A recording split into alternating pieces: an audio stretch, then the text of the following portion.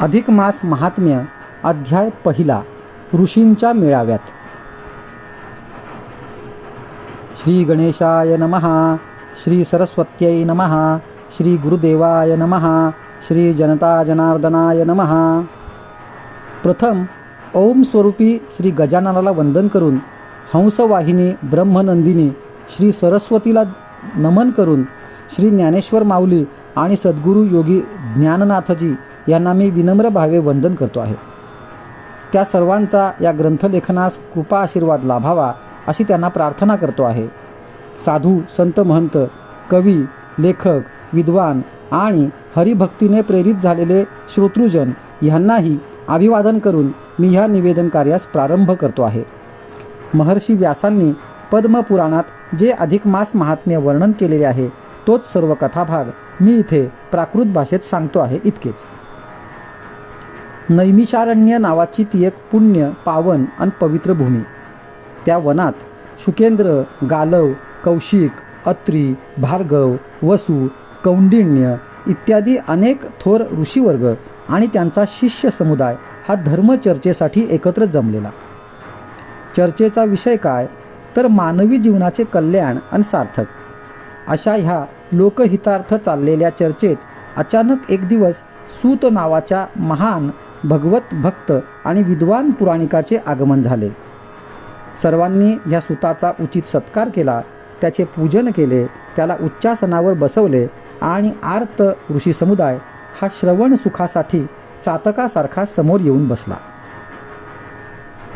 कलियुगात मानवी जीवनाचं कल्याण व्हावं, त्याच्या हातून घडणाऱ्या पापांचं परिमार्जन व्हावं, अल्पस्वल्प सेवा, पूजा, व्रतांनी त्याला भगवत कृपा प्राप्त व्हावी, त्याला हवं असणारं सुख, समाधान, आनंद, संतान, संपत्ती आणि अंती मोक्ष हे प्राप्त होण्यासाठी एखादा उपाय सांगा, हा त्या ऋषीवरांचा प्रश्न होता. त्याला उत्तर देताना सूत पुराणिक सांगू लागले की यासाठी एकच उपाय आहे, तो म्हणजे अधिकस्य अधिकम फलम ह्या न्यायाने बहुपुण्य प्राप्त करून देणाऱ्या अधिक महिन्याची उपासना. काय अधिक महिना? तो का व केव्हा येतो? त्याचं महत्त्व काय? त्या अधिक मासात कोणती व्रते करायची? ह्या अशा अनेक प्रश्नांना उत्तर देताना सूत सांगतात की पृथ्वीवरील कालगणना ही चांद्रवर्ष आणि सूर्यवर्ष या दोन पद्धतींनी होते. त्या दोन्हीमध्ये 11 दिवसांचा फरक पडतो. तो फरक भरून काढण्यासाठी दर 3 वर्षांनी एका अधिक मासाची धोंडा महिन्याची कालगणनेत भर पडते. तो जादा अधिक म्हणून अधिक मास. त्याचं आणखीन एक नाव म्हणजे मलमास. या मलमासात सूर्यसंक्रमण होत नाही, वातावरणही मलिन असतं. तसेच हा मलमास शास्त्रकारांनी कोणत्याही मंगल कार्यास अशुभ ठरवलेला. त्यामुळे या 13व्या महिन्याला काही महत्त्वच राहिलं नाही. तो अतिशय दुःखी कष्टी झाला. मलमासाने आपलं हे दुःख श्रीकृष्णास निवेदन केलं आणि माझा उद्धार करा अशी विनंती केली. तेव्हा शरणागताचं कल्याण करणाऱ्या भगवंताने त्या महिन्याला आपले पुरुषोत्तम हे नाम दिलं. तसेच या महिन्यात स्नान, दान, ध्यान, जप, तप, नामस्मरण, दीपपूजा, दीपदान, अपूपदान इत्यादी करणाऱ्या व्यक्तीला अनेक पटींनी पुण्य मिळेल असा वरही दिला. तेव्हापासून हा महिना पुरुषोत्तम मास म्हणून ओळखला जाऊ लागला. श्री लक्ष्मीनारायण संवादातून पुढे येणाऱ्या या कथेत विष्णू सांगतात, या अधिक मासात ब्राह्मणाला देव मानून जी दाने दिली जातात ती सर्व माझ्यापर्यंत येऊन पोहोचतात, कारण ब्राह्मण हेच माझं मुख आहे हे तर सर्वजण जाणतातच. सत्पात्र, सुशील, विद्वान आणि देवभक्त ब्राह्मणाला या महिन्यात दान दिलं तर उपासकाचं घर हे सुखसंपत्ती, आनंद यानं भरून जातं. दारिद्र्य, वैधव्य, अपमृत्यू येत नाही. अशा सद्भक्तांचं मी नेहमी कल्याणच करतो. श्री गणेशाय नमः. अध्याय दुसरा. श्री महालक्ष्मी प्रश्न विचारते की हे स्वामी, आपण पुण्यप्राप्तीसाठी या अधिक मासात दान करावं असं सांगता, पण जे दरिद्री आहेत, निर्धन आहेत, त्यांनी काय करायचं? ज्यांना तीर्थयात्रा करायला शरीराची साथ नाही अशांना पुण्यप्राप्तीचा मार्ग नाही का? तेव्हा भगवान विष्णू सांगतात की हे प्रिये, अशा निर्धन, अशक्त अशा लोकांनी या महिन्यात रोज स्नानानंतर गोमातेचं दर्शन घेण्याचा जरी नियम केला, तो श्रद्धेने पाळला तरी त्यांना पुण्य लाभतं. कारण गोमाता ही अतिशय श्रेष्ठ आहे. तिच्या पोटात 33 कोटी देवदेवतांचा निवास आहे. ती पवित्र आहे. जे लोक सधन आहेत त्यांनी सुंदर धष्टपुष्ट गाय वासरासह ब्राह्मणाला दान द्यावी. गोदानापूर्वी त्या गायीला सजवावं, तिच्या गळ्यात घंटा बांधावी. मग अशी सुंदर गाय ही सत्पात्र ब्राह्मणाला संकल्पपूर्वक दान द्यावी. हे गोदान स्त्री अथवा पुरुष कोणीही जरी केले तरी दोघेही सारख्याच पुण्याचे वाटेकरी होतात. मात्र दान करणाऱ्या माणसाच्या मनात मी दाता ही अहंकाराची भावना असू नये. इथं लक्ष्मी माता आपली एक शंका नारायणाला विचारते की, स्वामी, गोमाता ही जरी वंदनीय, पूजनीय आणि दर्शन घेण्याइतकी पवित्र आणि मंगल आहे, तर मग ती मुखानं पात्र अपवित्र का? भगवान सांगतात की गाय ही पवित्र, वंदनीय आहे हे निश्चितच, पण ती मुखाने मात्र अपवित्र आहे, कारण तिला मिळालेला शाप. काय? गायीसारख्या पवित्र प्राण्याला शाप? तो का आणि कुणी दिला? लक्ष्मीने विचारलं. तेव्हा विष्णू भगवान म्हणाले, प्रिये, ती एक कथा आहे. थांब, आता मी तुला ती कथाच सांगतो, ऐक. एके दिवशी मी आणि ब्रह्मदेव आम्ही दोघे भगवान भोलेनाथ यांचं दर्शन घेण्यासाठी कैलास नगरीत गेलो. आदिनाथांना विनम्र वंदन करून आम्ही काही गप्पा गोष्टी करत असताना एकदम श्रेष्ठ कोण असा विषय निघाला.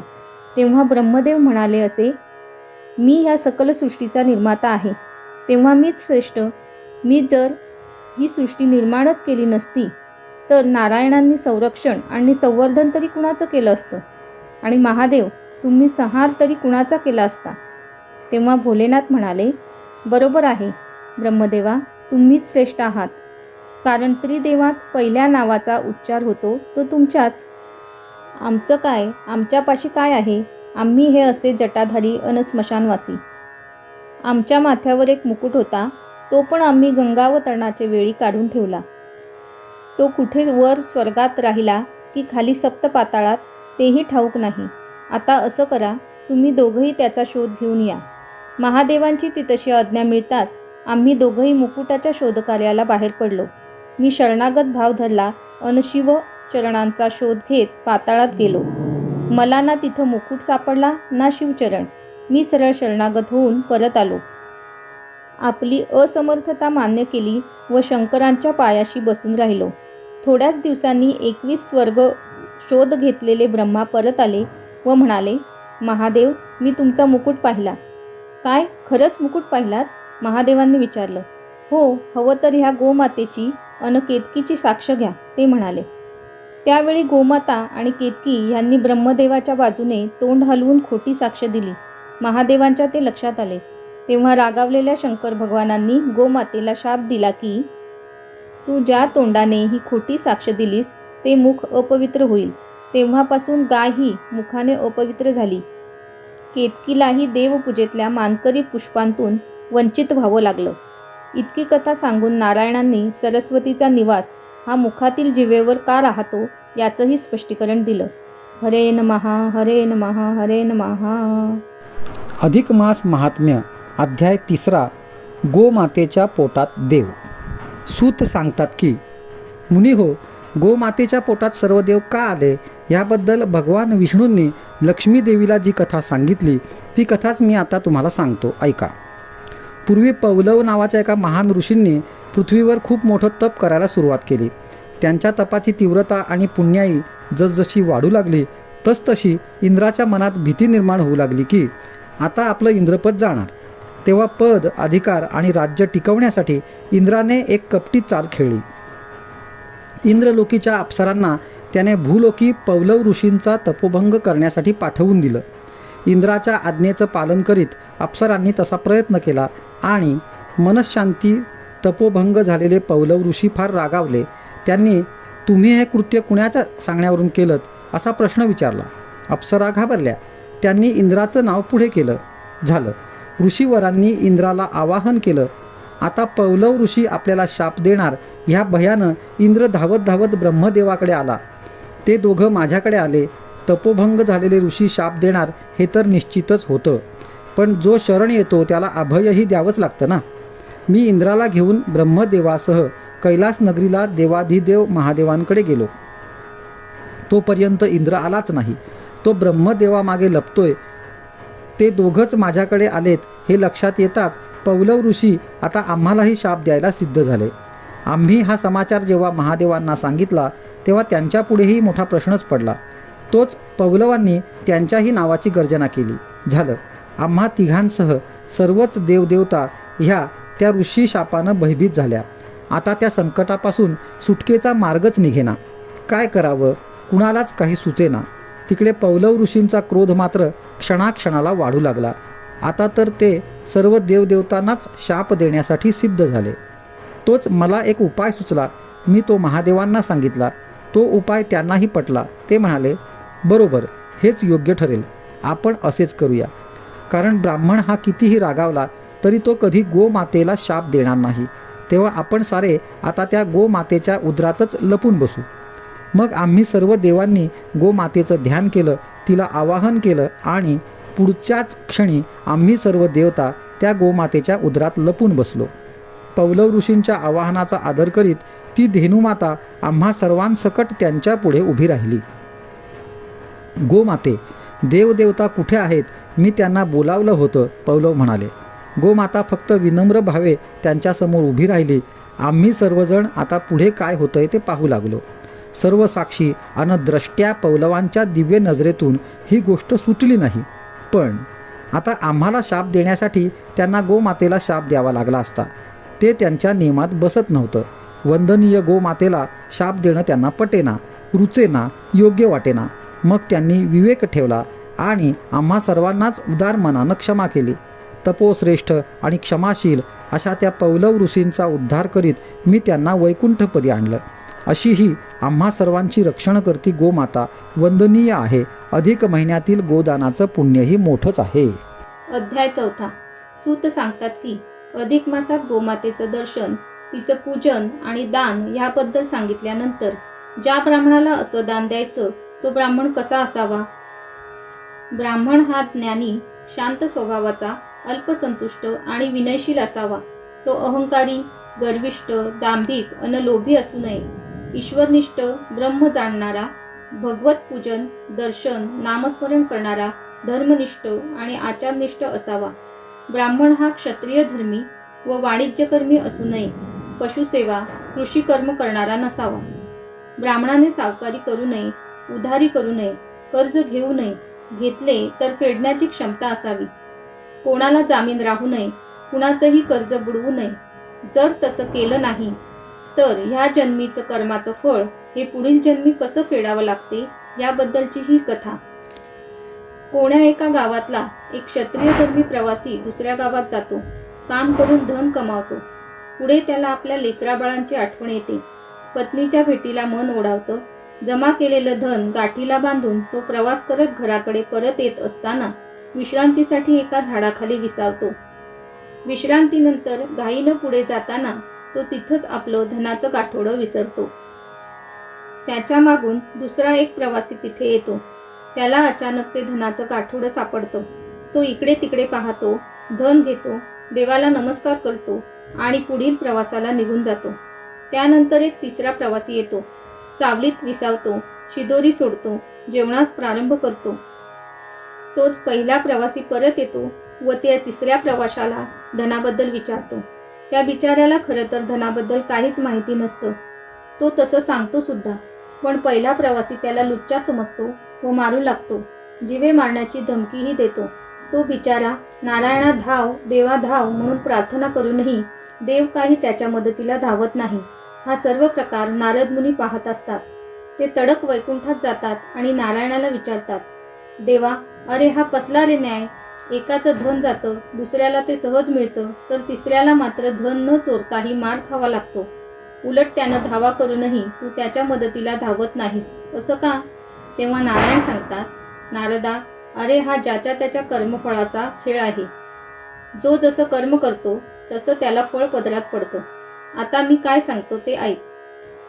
जो आता निरपराध आहे आणि तरीही मार खातोय ना, तो गत जन्मीचा कर्जदार आहे. ज्याला अचानक धन मिळालं तो गत जन्मीचा सावकार होता. तर ज्याने कष्ट करून मिळवलेलं ज्याचं धन गेलं तो होता जामीनदार. कर्जदाराने कर्ज फेडले नाही म्हणून मार खाल्ला. जामीनदाराला आपल्या मेहनतीमधून सावकाराला ती फेड करावी लागली. नारदा, ऋण आणि हत्या यांच्या हातून कुणीच सुटत नाही. विशेष म्हणजे ते तिघही गतजन्मी ब्राह्मण होते.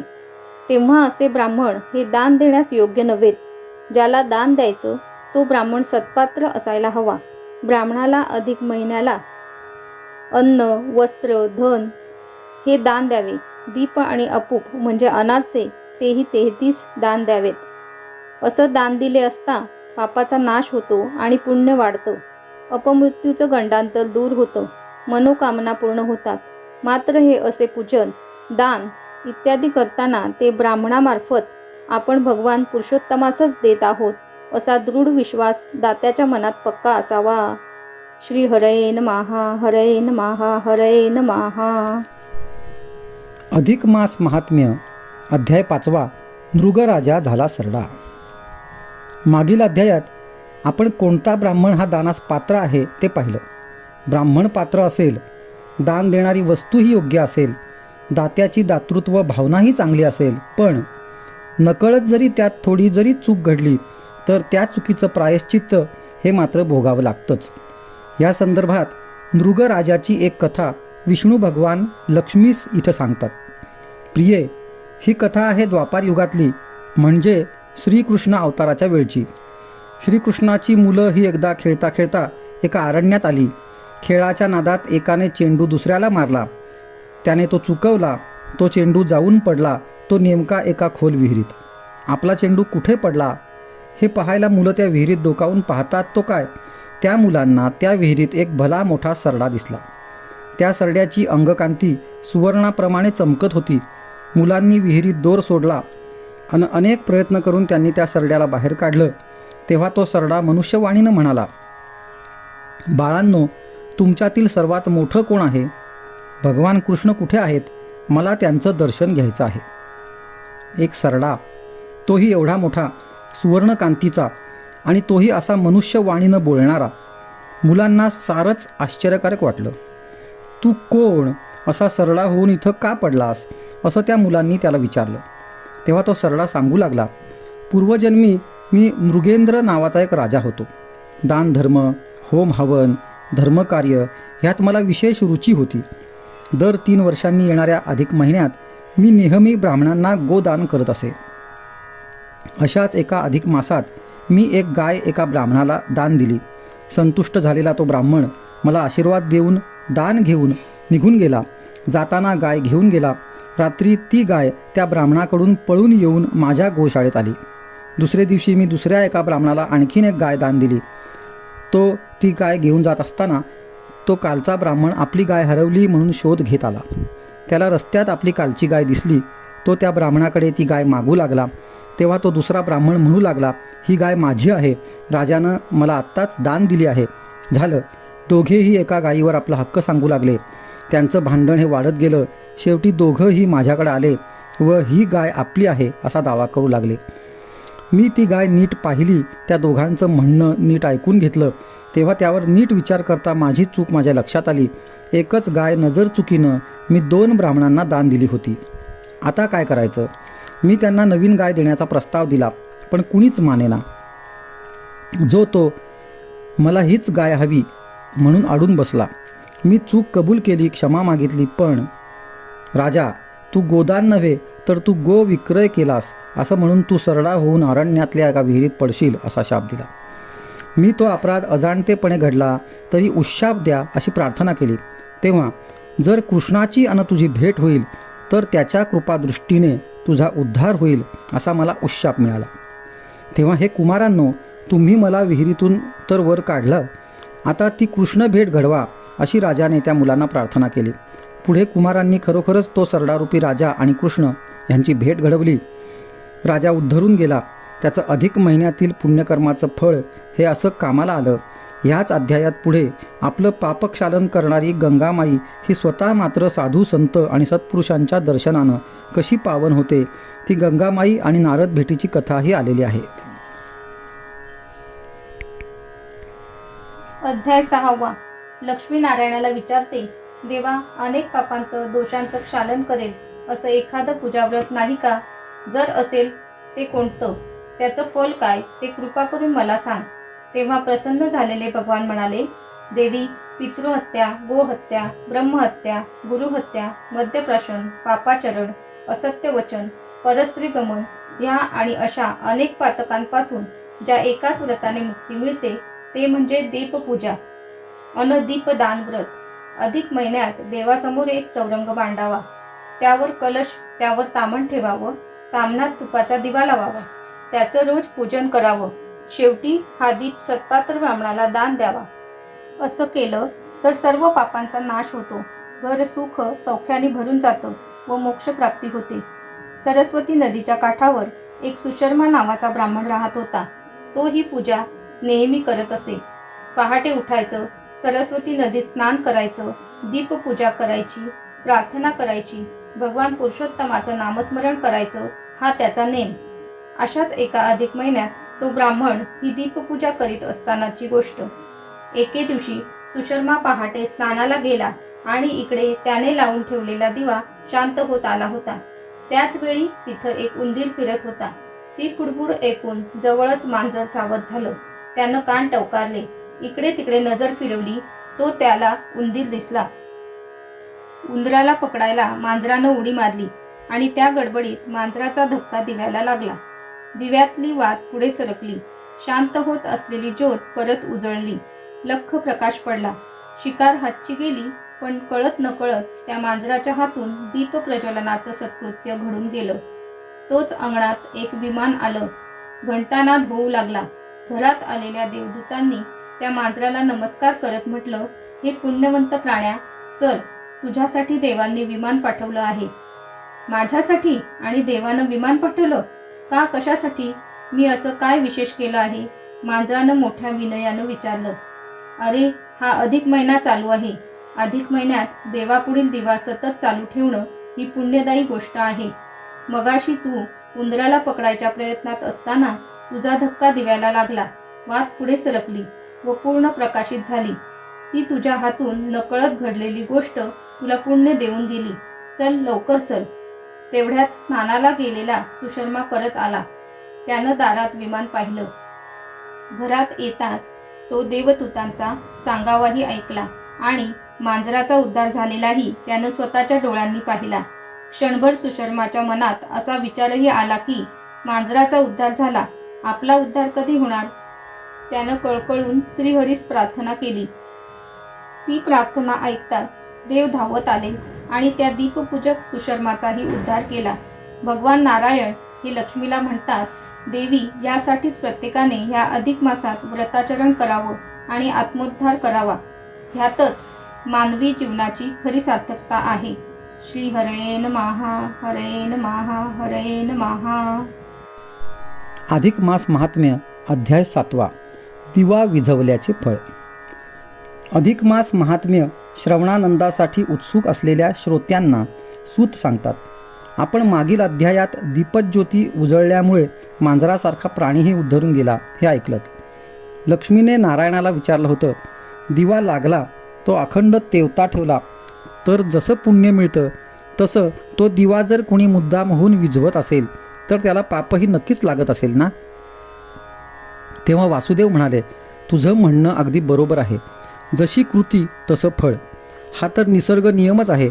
पण तसं कशाला? थांब, मी तुला एक गोष्ट सांगतो, ती ऐक आणि मग काय ते ओळख. मधुबन नावाच्या एका ठिकाणी एक वेदाध्यायी अभ्यासू सज्जन असा ब्राह्मण राहत होता. त्याचं नाव शांकल. त्याला 2 भार्या होत्या. एकीचं नाव होतं सुशीला तर दुसरीचं नाव होतं विमला. एके दिवशी एका प्रवचनात सुशीलेनं अधिक मास महात्म्याची थोर महती ऐकली. आपणही येत्या अधिक मासात कोणतं तरी व्रत करायचं असे तिनं ठरवलं.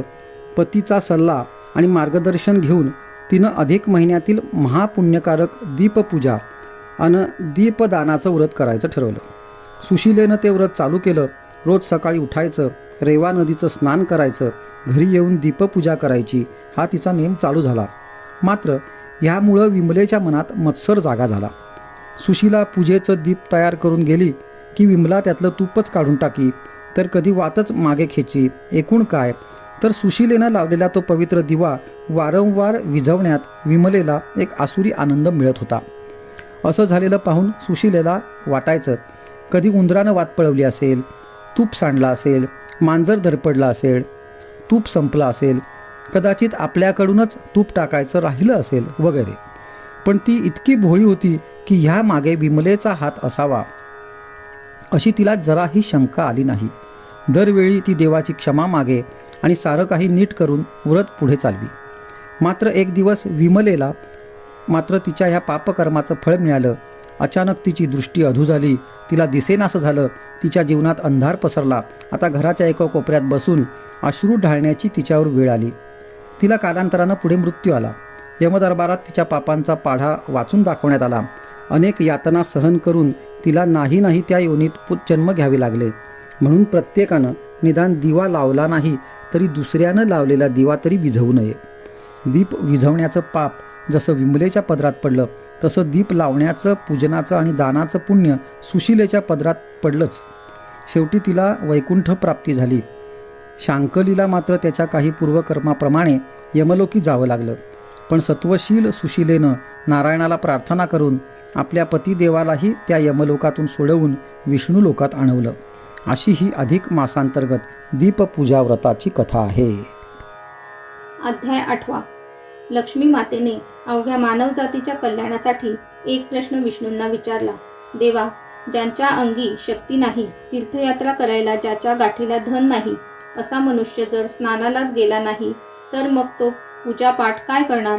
धन नाही तर यात्रा नाही, देवदर्शन नाही, दानधर्म नाही, मग अशा जीवाचा उद्धार व्हायला या कलियुगात काही साधन नाही का? तेव्हा लोककल्याणार्थ विचारलेला तो लक्ष्मीचा प्रश्न ऐकून देव अतिप्रसन्न झाले आणि म्हणाले, सखे, अशा व्यक्तीच्या उद्धाराचं एक प्रभावी साधन आहे, ते म्हणजे नामस्मरण. नाम हे तारक आहे, उद्धारक आहे. नाम घेतल्यानं कुणाकुणाचा उद्धार झाला त्या कथा पोथ्या पुराणांतून पानोपानी आहेत. नामानं पापाचं नाशन होतं, पुण्य वाढीला लागतं. एवढ्याशा अग्नीनं जशी अवघी गवताची गंजी जळून भस्मसात होते, तसं नामानं पापाचे डोंगरही जळून जातात. नाम घेतलं पण उद्धार झाला नाही असा एकही प्राणी शोधून सापडणार नाही. भूसर नावाच्या नगरीत एक विप्र दंपती राहत होती. पती हा धनाचा फार लोभी होता, तर त्याची पत्नी मात्र अल्पसंतुष्ट, ईश्वरभक्त अन श्रद्धाळू होती. ती नामधारक होती. घरातली सगळी कामं करत असतानाही तिचं मुखानं कृष्ण, विष्णू, हरी, मुकुंद हे नाम घेणं चालूच असे.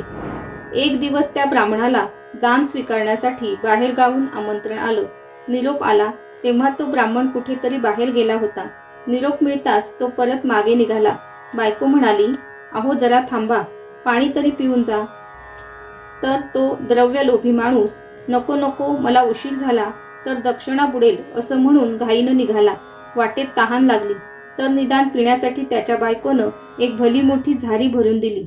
तो नको म्हणत होता, पण पत्नीनं खूप आग्रह केला म्हणून तो ती झारी घेऊन निघाला. धावत पळत जात असताना उन्हातानामुळे त्याच्या घशाला कोरड पडली. जरा घसा ओला करावा म्हणून त्यानं झारी तोंडात ओतली मात्र आणि त्यात दुसऱ्याच क्षणी त्यानं भरलेली चूळ मागे टाकली. का तर झारीत पाणी नव्हतं, दूध होतं. पत्नीवरचा राग त्यानं त्या झारीतल्या दुधावर काढला आणि ती सर्व झारी जवळच्या एका वारुळात मोकळी केली. पण काय झालं, त्या दुग्ध अभिषेकानं वारुळातले नागराज, नागिण आणि त्यांची पिल्लं अतिशय खुश झाली, तृप्त झाली, संतुष्ट झाली. दुसऱ्याच क्षणी स्वतः नागराज प्रसन्न झाले, वारुळातून बाहेर आले आणि म्हणाले, हे विप्रा, तू आम्हाला संतुष्ट केला आहेस, आम्ही प्रसन्न आहोत, हवा तो वर माग. तेव्हा तो ब्राह्मण म्हणाला, अहो नागराजा, ह्यात माझं काहीच नाही. पाण्याऐवजी माझ्या बायकोनं त्या झारीत दूध दिलं होतं. तेव्हा जो वर द्यायचा तो तिला द्या, मी तिलाच विचारून येतो, तो वर थांबा. नागराज हो म्हणाले. ब्राह्मण धावत पळत घरी आला. त्याने झाला प्रकार पत्नीला सांगितला व कोणता वर मागू म्हणून विचारू लागला. त्याची पत्नी सुजाण होती. ती म्हणाली, नाथ, आपल्याकडे भरपूर धन आहे. तेव्हा धन न मागता तो धनदाता श्रीहरी, त्याचा निवास आणि त्याची कृपा मागा, त्यातच आपलं कल्याण आहे. झालं. ब्राह्मणानं परत येऊन श्रीहरीचीच कृपा व्हावी असा वर मागितला. तथास्तु म्हणत नागराजांनी त्या विप्राला एक सल्ला दिला की संग्रहित धनाचा दानधर्मासाठी वापर करून त्याचा सदुपयोग कर. पुढे खरोखरच त्या विप्राची मती पालटली. उभयतांनी अनेक दानधर्म केले, नामस्मरण केलं आणि शेवटी श्रीहरीच्या पदकमलासी स्थान मिळवलं. हे सारं घडलं ते केवळ एका नामस्मरणानं. नाम हे कसं आणि किती श्रेष्ठ आहे हे आता लक्षात आलंच असेल. श्री हरे नमः, हरे नमः, हरे नमः. अधिक मास महात्म्य अध्याय 9. एक दिवसाचं पुण्य. सूत म्हणतात, नारायणांनी जे सांगितलं ते अगदी खरं आहे. अनेक जीव केवळ नामस्मरण करूनच तरून गेले आहेत. नामाला काळ वेळेचं बंधन नाही, त्याला अन्य साधनांची उपाधी नाही. फक्त शांत स्थिर बैठक आणि मनात त्या नामाची आवड असली म्हणजे झालं. सूत इथं त्या लक्ष्मीनारायण संवादातील पुढील कथा श्रोत्यांना सांगतात ती अशी. महिस्मृती नावाच्या एका नगरात एक वृद्ध विधवा राहत होती. ती अनेक व्रतवैकल्ये करी, नामस्मरण, दर्शन, स्नान, शक्य ते दानही करत असे. एका अधिक मासात तिनं उपास करण्याचं व्रत धरलं. संपूर्ण अन्नत्याग करून ती केवळ जलपानावरच दिवस काढू लागली. मानवी देह हा अन्नावर चालतो, वाढतो, पोसला जातो. अन्नच नाही म्हटल्यावर ती वृद्धा जास्तच थकून गेली. एके दिवशी अधिक महिन्यात ती नदीवरून स्नान करून येत असताना तिला एक तुरीजया नावाची स्त्री भेटली. त्या तपस्वी वृद्धेला तुरीजयानं नमस्कार केला. ती इतकी का थकली म्हणून चौकशी केली. ती वृद्धा ह्या वयातही उपासाचं व्रत करते आहे हे ऐकून तुरीजया चकित झाली. तुरीजया तिला हात जोडून म्हणाली, आजी, तुम्ही खरंच धन्य आहात. तुम्ही पुण्यपदरी जोडलत, जन्म सार्थकी लावलात. पण आमच्यासारख्या सामान्यांचं काय? आम्ही काहीच पुण्यपदरी जोडलेलं नाही. आमचं कल्याण कसं होणार? आजी, माझा उद्धार कर. मला तुझ्या पुण्याईतलं फक्त एक दिवसाचं पुण्यदान दे. म्हातारीला तुरीजयाची दया आली. भूतदयेनं तिचं मन द्रवलं. तिनं विचार केला, आता तरी ह्या पुण्याशिवाय दुसरं काही दान देता येईल असं नाही. तेव्हा देऊया एक दिवसाचं पुण्य. म्हातारीनं उदक हातात घेतलं, संकल्प केला आणि एक दिवसाचं पुण्य तुरीजयाच्या हातावर दान म्हणून दिलं. तोच एक चमत्कार घडला. स्वर्गातून देवदूत विमान घेऊन आले. त्यांनी स्पर्श करताच तुरीजयाला दिव्य देह प्राप्त झाला. ते विमान त्या एवढ्याशा पुण्याईच्या बळावर तिला स्वर्गात घेऊन गेलं. जाताना तुरीजयानं म्हातारीचे आभार मानले. म्हातारी मनात विचार करू लागली, एका दिवसाच्या पुण्यामुळं तुरीजयाचा उद्धार झाला. आपला उद्धार केव्हा आणि कसा होणार? तुरीजया स्वर्गात गेली खरी, पण तिच्या कर्मफलाप्रमाणे तिला पुन्हा एक जन्म घ्यावा लागला.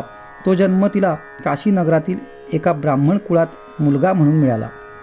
त्या मुलाचं नाव होतं काशीनाथ. तो काशीनगरात राहून विद्याभ्यास करून शिव आराधना करीत होता. असे अनेक पावसाळे आले आणि गेले. एका अधिक मासाच्या निमित्तानं अनेक मंडळी पवित्र काशी क्षेत्रात यात्रेकरू म्हणून आली.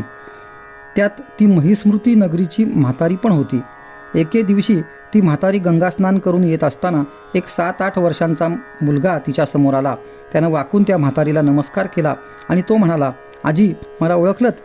मी गतजन्मीची तुरीजया, जिचा तुम्ही एक दिवसाचं पुण्य देऊन उद्धार केलात ती. मला हा जन्म मुलाचा आणि तोही एका ब्राह्मण कुळात मिळालेला आहे. ही तुमचीच कृपा. आता मात्र म्हातारीला जास्तच आश्चर्य वाटलं. हे काय खरंच एवढं असतं का? एका दिवसाची पुण्याई तुरीजयाच्या फळाला आली, मग माझंच म्हातारीचं भाग्य अजून का उजळत नाही? मला देव का भेटत नाही? माझा उद्धार का होत नाही? हे काशी विश्वेश्वरा, माझं कल्याण कर, माझं कल्याण कर. काशीनाथानंही भगवंताकडे त्या आजीबाईसाठी कळकळून प्रार्थना केली. मात्र आणि पुढच्याच क्षणी भगवान शंकरांनी दिव्य विमान पाठवलं आणि त्या म्हातारीला उद्धरून नेलं. पुण्याईचं सामर्थ्य हे असं असतं, हेच खरं की नाही? अध्याय 10.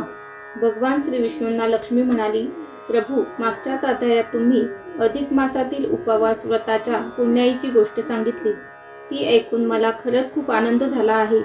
पण आता आपण कृपावंत होऊन मला हे सांगा की ज्याला उपास निभावत नाही, ज्याला तीर्थाटनाला शरीर साथ देत नाही, जो व्रतवैकल्ये, उपास तापास, जपजाप्य, तप साधना करू शकत नाही, परंतु ज्याला पुण्य कमवावं असं वाटतंय, ज्याला आपलं कल्याण व्हावं असं वाटतंय, त्यानं काय करावं?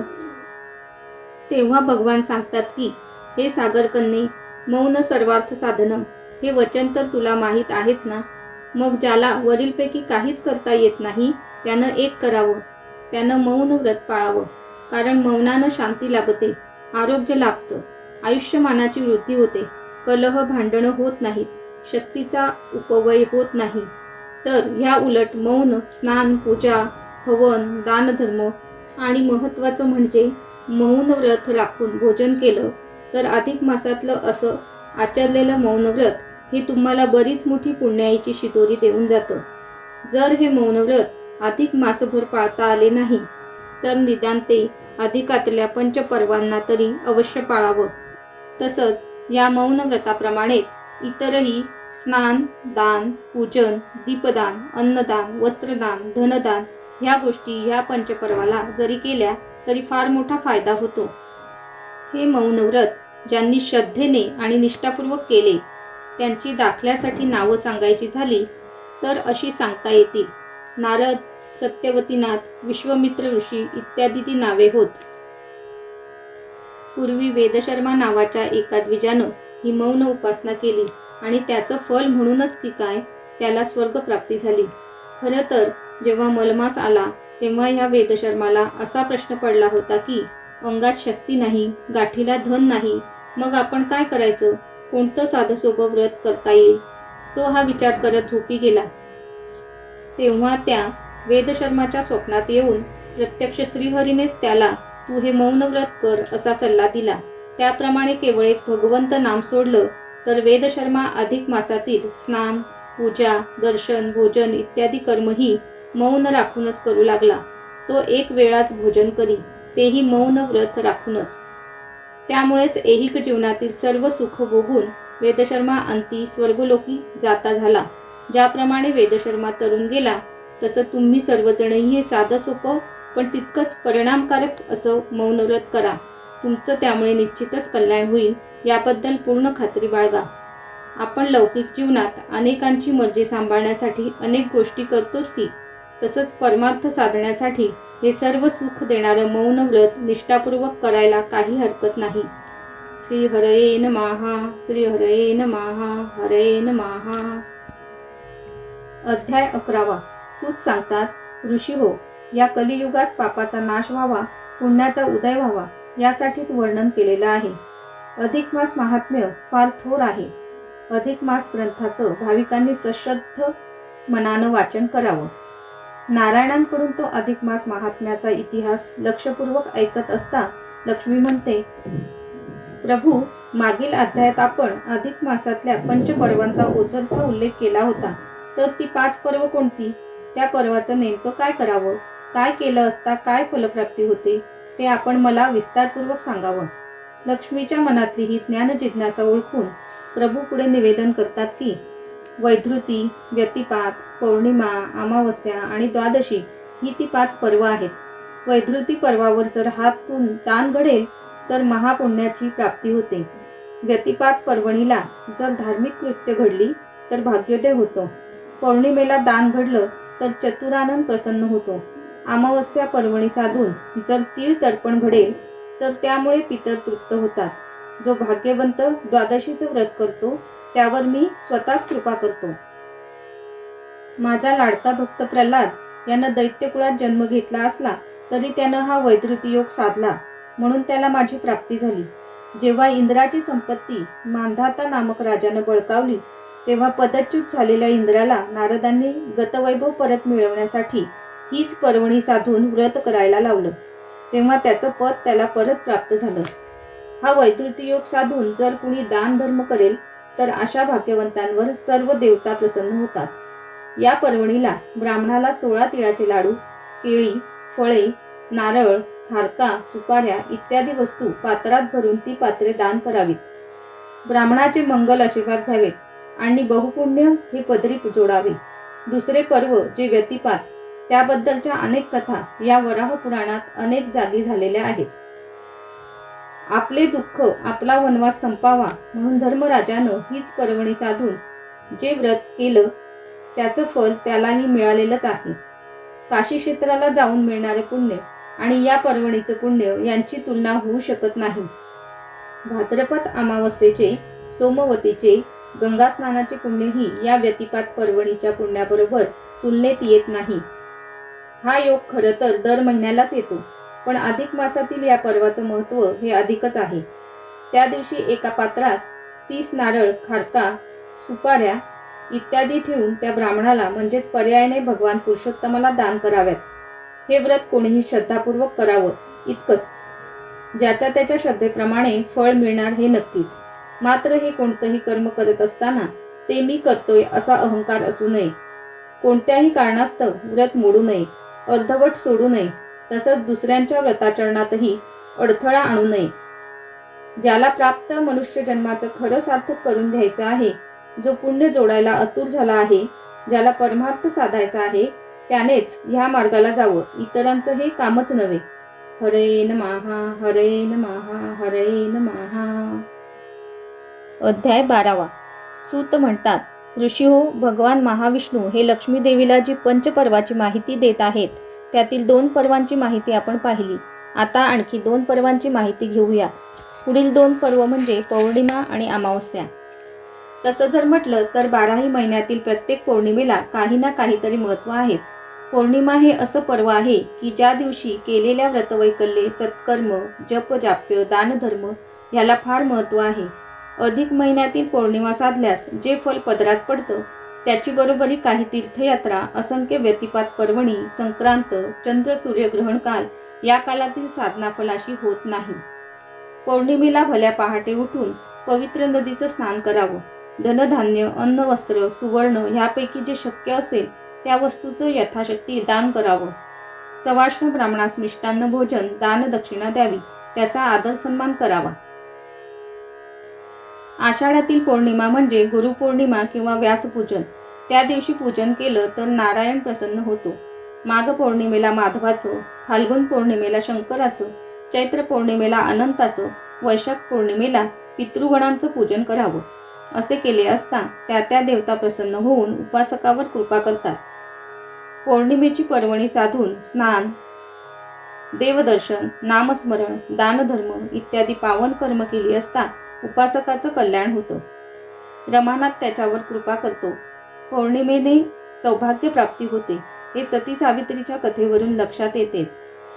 गुरुपौर्णिमा पूजनाने गुरुकृपेचा लाभ होतो. होळी पौर्णिमेच्या पूजनाने वैचारिक परिवर्तन घडते. वाईटाचा, दुष्ट प्रवृत्तीचा, अज्ञानाचा, अमंगलतेचा नाश होतो. या पौर्णिमा पर्वाची व्रतसाधना केल्याने जीवाला जन्माची सार्थकता साधणे, कुळाचा उद्धार होणे, पुण्य लाभणे, सौभाग्य लाभणे इत्यादी फायदे होतात. जसं महत्त्व या पौर्णिमेला तसंच अमावस्या या पर्वालाही आहे. प्रत्येक महिन्याची शेवटची तिथी म्हणजे अमावस्या. ही तिथी विशेष करून पितृगणांच्या कृपाप्राप्तीसाठी फार उपयोगी आहे. अमावस्येला तीळ तर्पण दिलं तर पितर वर्ग संतुष्ट होतो. ह्या दिवशी श्रद्धापूर्वक पितरांसाठी श्राद्ध कर्म केलं तर ते आशीर्वाद देतात. कावळ्याला घास द्यावा, पिंडदान करावं, पितरांचं स्मरण करावं. कारण पितरवर्ग जर संतुष्ट नसेल तर आपल्याला सुखशांती लाभत नाही, घरात समाधान टिकत नाही, उत्कर्ष होत नाही, संकल्पित कार्यात यश मिळत नाही, पितृदोषांमुळे वंश खंडित होतो, शाप भोगावा लागतो, आदिव्याधी मागे लागतात. या सर्वांपासून जर सुटका हवी असेल, पितरवर्गाचे चांगले आशीर्वाद हवे असतील तर ह्या अमावस्या पर्वाची पर्वणी साधावी. अधिक महिन्यातील अमावस्येला असे श्राद्ध कर्म केले, तर्पण केले, दानधर्म केला तर त्यामुळे कुलोद्धार, उत्कर्ष, सौख्यप्राप्ती इत्यादी फले ही अधिक म्हणजेच वाढत्या प्रमाणात प्राप्त होतात. म्हणून श्रोते हो, ह्या मलमासातील ही पर्वणी आपण अवश्य साधा. हीच प्रेमाची अन कळकळीची विनंती. हरे नमः, हरे नमः, हरे नमः. अधिक मास महात्म्य अध्याय 13. अंबरीशाची कथा. भगवान विष्णू म्हणतात, हे सखी, अधिक महिन्यातले शेवटचे आणि फार महत्त्वाचे पर्व म्हणजे द्वादशी. द्वादशी व्रत हे महान पुण्यकारक आहे. इथे एक गोष्ट स्पष्ट करायची, ती म्हणजे हे केवळ 1 दिवसाचं व्रत नाही, तर ते आहे दशमी, एकादशी आणि द्वादशी असे 3 दिवसांचं व्रत. दशमीचं दैवत ब्रह्मा, एकादशीचं उमानाथ तर द्वादशीचं दैवत महाविष्णू आहेत. दशमीच्या दिवशी अल्प स्वल्प हलका आहार घ्यावा, पान खाऊ नये. एकादशीचे दिवशी पूर्ण उपवास करावा, फक्त फळं, दूध यांचं सेवन करावं. द्वादशीला विष्णुस्मरण, विष्णुपूजन तुलसी दल समर्पण इत्यादी गोष्टी अवश्य कराव्यात. द्वादशीला पिंडदान, तीळ तर्पण अर्पण केले तर पितृगण तृप्त होऊन वंशवृद्धीचा आशीर्वाद देतात. अधिक महिन्यातील द्वादशी पर्वणी साधली तर जादा फल मिळतेच. दशमीचा मित आहार, एकादशीचा उपवास आणि द्वादशीला सूर्योदयाबरोबर पूजन, ब्राह्मण भोजन आणि मग उपासकाने उपास सोडायचा. यालाच साधन द्वादशी साधने असे म्हणतात. द्वादशीला ब्राह्मणाला वस्त्रदान दिलं तर स्वर्गसुखाची प्राप्ती होते. रौप्य सुवर्ण दान दिलं, छत्र पादुका दान दिल्या तर पुरुषोत्तम त्यावर संतुष्ट होतो. अधिक महिन्यातील द्वादशीला नारळ, सुपाऱ्या, खारका, फळे, तुपातले पदार्थ, अनारसे इत्यादी पदार्थ 33 संख्येने दान दिले तर विशेष फलप्राप्ती होते. या दिवशी कोणालाही दुखवू नये. नारायण इतकं सांगितल्यानंतर लक्ष्मीला म्हणतात, हे देवी, द्वादशी व्रताशी संलग्न असणारी राजा अंबरीश याची कथा मी तुला आता सांगतो. ती तू लक्ष देऊन ऐक. राजा अंबरीश हा सूर्यवंशातील एक थोर, पराक्रमी, कर्तव्य आणि ईश्वरनिष्ठ राजा. तो नेहमीच विष्णू नाम, विष्णू दर्शन आणि विष्णू सेवेत दंग असे. आपल्या प्रजेला, जनतेला जनार्दन स्वरूप मानून राजा त्यांची सेवा करत असे. प्रजेच्या हितार्थ अपार कष्ट घेई, प्रजेवर पुत्रवत प्रेम करी. या अंबरीश राजाचं लाडकं व्रत म्हणजे साधना द्वादशीचं व्रत. राजा हे व्रत करीत असे, परंतु त्याचा त्याने कधीच गर्व केला नाही किंवा अभिमानही बाळगला नाही. जसजसं राजा अंबरीशाचं व्रत पुण्याईचं फल वाढू लागलं तसतसं इंद्राचं मन आपलं आसन आता जाणार या शंकेने शंकित होऊ लागलं. राजा अंबरीशाने अनेक दानधर्म करून, उपास व उपासना करून खरंच मोठा पुण्यसंचय केलेला होता. तेच इंद्राच्या चिंतेचं प्रमुख कारण होतं. एकदा इंद्र दरबारात दुर्वास ऋषींचं आगमन झालं. इंद्राने ऋषींचं उचित आगत स्वागत केलं, त्यांचं पाद्य पूजन केलं व त्यांना उच्चासनावर बसवलं. इंद्राने आपल्या मनातील पदच्युत होण्याचं भय सांगून मला ह्या संकटापासून वाचवा अशी प्रार्थना केली. आता इंद्राला वाचवायचं, त्याचं राज्यपद राखायचं म्हणजे अंबरीशाचा तपोभंग करायचा, त्याचं व्रत मोडायचं. पण ही गोष्ट दुर्वासांना काही योग्य वाटेना. दुर्वासांनी इंद्राला तसं समजावलं सुद्धा, पण गुरुराया तुम्हीच आत्ता करायचं ते करा असं म्हणून इंद्रच त्यांच्या पायी नतमस्तक झाला. तेव्हा दुर्वास मनोमन म्हणाले, आपण जाऊन प्रत्यक्ष पाहू तर खरं, राजाचं समक्ष दर्शन घेऊ, त्याची साधना पाहू, निष्ठा पाहू, निदान त्या महाभागाचं आपल्याला दर्शन तरी होईल. असा विचार करून दुर्वास आपल्या शिष्यवर्गासह राजा अंबरीशाकडे निघाले. पुढे काय घडेल ते आपण आता पुढील अध्यायात श्रवण करूया. अध्याय 14. मागील अध्यायात अपुरी राहिलेली राजा अंबरीशाची कथा आता आपण श्रवण करूया. इंद्राला अभय देऊन दुर्वास अंबरीशाची परीक्षा घेण्यासाठी त्याच्या दारी येऊन उभे राहिले. आपल्या अनेक शिष्यांसह दारी आलेल्या दुर्वास ऋषींना पाहताच राजा अंबरीशाला अपूर्व आनंद झाला. त्याने पुढे होऊन सविनय त्या सर्वांचं स्वागत केलं. तेव्हा प्रसन्न झालेले दुर्वास म्हणाले, राजा, अरे आम्ही सर्वजण फार क्षुधित आहोत. कालचा एकादशीचा उपवास झालेला आहे. तेव्हा लवकर भोजनाची व्यवस्था कर आणि आम्हा सर्वांना भोजन देऊन पाळणे साजरे कर. ऋषींची ही आज्ञा ऐकून राजाला आनंद झाला. तो म्हणाला, देवा, आपण भोजन करणार हे ऐकूनच मला अत्यानंद झाला आहे. पण माझी आपणास एक विनंती आहे की माझं व्रत हे साधन द्वादशीचं आहे. तेव्हा आपण सूर्योदयापूर्वीच अन्न ग्रहण करण्यास येऊन मला उपकृत करावं. अवश्य असं म्हणून दुर्वास ऋषींसह नदीवर स्नानाला गेले. इकडे आपले सर्व दिनक्रम उरकून पूजा नैवेद्य करून सूर्योदयापूर्वीच पाळणे सोडायचे म्हणून राजा त्यांची वाट पाहू लागला. ऋषी स्नानाला नदीपात्रात उतरले तेव्हा गुरुदेवा, माझं रक्षण करा हे इंद्राचे शब्द त्यांना आठवले. पाठोपाठ जर सूर्योदयापूर्वी भोजन झालं नाही तर माझा व्रतभंग होईल हे राजाचे शब्दही त्यांना आठवले. सूर्योदय होत आला तरीही ऋषी मंडळी राजवाड्यावर परत आली नाहीत. साधन द्वादशीचा नेम मोडू नये म्हणून राजानं भगवंताला साक्षी ठेवून फक्त तीर्थप्राशन केलं व त्याने आपल्या व्रताची सांगता केली व आपला नेम राखला. दुर्वासांच्या ही गोष्ट लक्षात आली. ते शिष्यांसह राजाकडे आले व म्हणाले, चला घाई करा, पानं वाढा, नैवेद्य काढा. तेव्हा राजा अंबरीशाने आपण व्रताची सांगता केल्याचं सांगितलं. तेव्हा एका क्षणात ऋषींचा पारा चढला. ते क्रोधित झाले. तू आम्हाला सोडून व्रत सांगता केलीस, उपास सोडलास आणि आता आम्हाला हे उच्छिष्ट अन्न वाढतोस काय? असं म्हणून राजाला शाप दिला. राजा, तू आमचा घात केलास, तेव्हा आता तुला 100 जन्म घ्यावे लागतील, असा तो महाभयानक शाप होता. तो शाप ऐकून निरपराधी राजाने भगवान विष्णूंचे चरण आठवले. तेव्हा निज भक्ताचं रक्षण करण्यासाठी शंख, चक्र, गदा, पद्म धारण केलेले नारायण तिथे प्रगट झाले. नारायणांना पाहताच दुर्वासांना मोठं आश्चर्य वाटलं. त्यांनी नारायणाला नमन केलं. तेव्हा नारायण दुर्वासांना म्हणाले, ऋषीवर, आपण अमरीशाला शाप दिलात हे उचित नव्हे. तो निरपराध आहे. त्याने साधन द्वादशी टळू नये म्हणून फक्त तीर्थप्राशन केलं आहे, अन्न नाही. तेव्हा हे अन्न उच्चिष्ट होत नाही. तर उलट मला नैवेद्य दाखवलेलं हे अन्न आता केवळ अन्न नव्हे तर तो प्रसाद झाला आहे. इतकं बोलून देव म्हणाले, तोच शाप आता मी माझ्या भक्तासाठी आनंदानं सोशीन. हे प्रभुवचन ऐकताच दुर्वास मुनी खजील झाले. त्यांनी तो शाप शत नव्हे तर 10 जन्मांत रूपांतरित केला आणि पुढे खरोखरच भगवान विष्णूंनी 10 अवतार घेऊन तो शाप खरा केला. तसेच भगवंतांनी उचित काळी साधन द्वादशी व्रत करणाऱ्या अमरीश राजाचं उद्धरण करीत त्याला आपल्या चरणांशी ठाव दिला. अशी ही अधिक मासातील महापुण्यकारक 5 पर्व आहेत. तेव्हा नर नारी सर्वांनीच ह्या पर्वणीचा अवश्य लाभ घ्यावा आणि पदरी पुण्याची शिदोरी बांधून घ्यावी. हेच खरे. हरये नमः, हरये नमः, हरये नमः. अधिक मास महात्म्य अध्याय 15. श्रीरामांचे द्वादशी व्रत. विष्णू भगवान लक्ष्मीला म्हणतात, देवी, द्वादशी व्रत केल्याने राजा अंबरीशाचं उद्धरण झालं. हा भाग आपण मागील अध्यायात ऐकला आहेच. आता ह्या अध्यायात प्रभू रामचंद्रांनी हे व्रत कसं केलं, आपला व्रतनेम कसा राखला, त्याबद्दलची एक कथा मी सांगतो, ती आता ऐक. रामचंद्र प्रभू स्वतःही हे साधन द्वादशीचं व्रत करीत होते. एकदा त्यांचं हे व्रत चालू असतानाच लंकाधीश बिभीषणाचं अयोध्येत येणं झालं. श्रीरामांनी बिभीषणाला आपल्या जवळ बसवून घेत त्याचं कुशलमंगल विचारलं.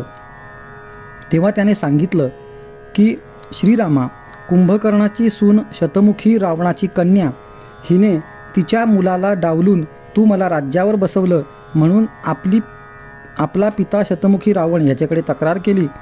शतमुखी रावणाने लंकेवर चाल करून मला पदच्युत करून हाकलून दिला आहे. बिभीषणाने हा वृत्तांत सांगताच श्रीरामांना अतीव क्रोध आला. त्यांनी त्या क्षणीच प्रतिज्ञा केली, तुला तुझं राज्य परत मिळवून दिल्यानंतरच मी माझं साधन द्वादशी व्रत पूर्ण करीन. प्रतिज्ञा केली. तो दिवस एकादशीचा होता आणि वेळ होती संध्याकाळची. म्हणजे श्रीरामांना ती आपली प्रतिज्ञा पूर्ण करायला फक्त एका रात्रीचा कालावधीच उपलब्ध होता. तेवढ्यात हे कार्य कसं होणार, पण ती श्रीराम प्रतिज्ञा होती.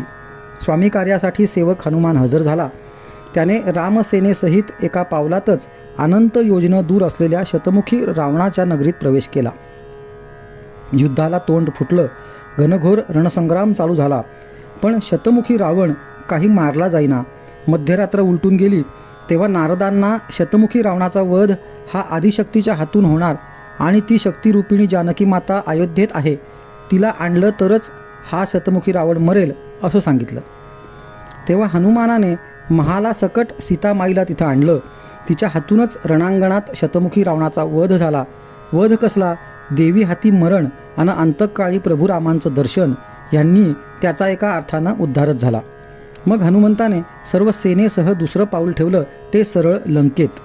तिथं श्रीरामांनी बिभीषणाला पुन्हा राज्य परत मिळवून दिलं आणि आपल्या शब्दाप्रमाणे बिभीषणाला राज्य देऊन प्रभू रामचंद्र अयोध्येला परत निघाले. बिभीषणाने आपण लंकेतच व्रताची सांगता करावी अशी प्रार्थना केली. पण राम म्हणाले, भक्ता, मला अयोध्येलाच गेलं पाहिजे, कारण सखा भरत व्रतसांगतेसाठी माझी वाट पाहत असेल. बिभीषणाचा निरोप घेऊन एका क्षणात मारुतीराय सर्वांना अयोध्येत परत घेऊन आले. अयोध्येत भरताने व्रतसांगतेची पूर्ण तयारी करून ठेवली होती. पंच उषक काल होत असतानाच श्रीरामांनी स्नान केलं, पूजा कर्म पुरं केलं, नैवेद्य अर्पण केला आणि ऋषीवर ब्राह्मण यांना भोजन देऊन व्रतसांगता केली. नारायण लक्ष्मीला म्हणतात, हे सुमुखी, असं आहे हे द्वादशीचं महापुण्यकारक व्रत. जो नरोत्तम हे व्रत करेल तो सदा सर्वदा यशस्वी होईल. त्याला सुखसौख्य, संपत्ती आणि समाधान या सर्व गोष्टी प्राप्त होतात.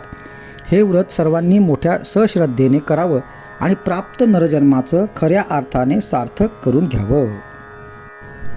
अधिक मास महात्म्य अध्याय 16 स्मृतिविलासिनीची कथा.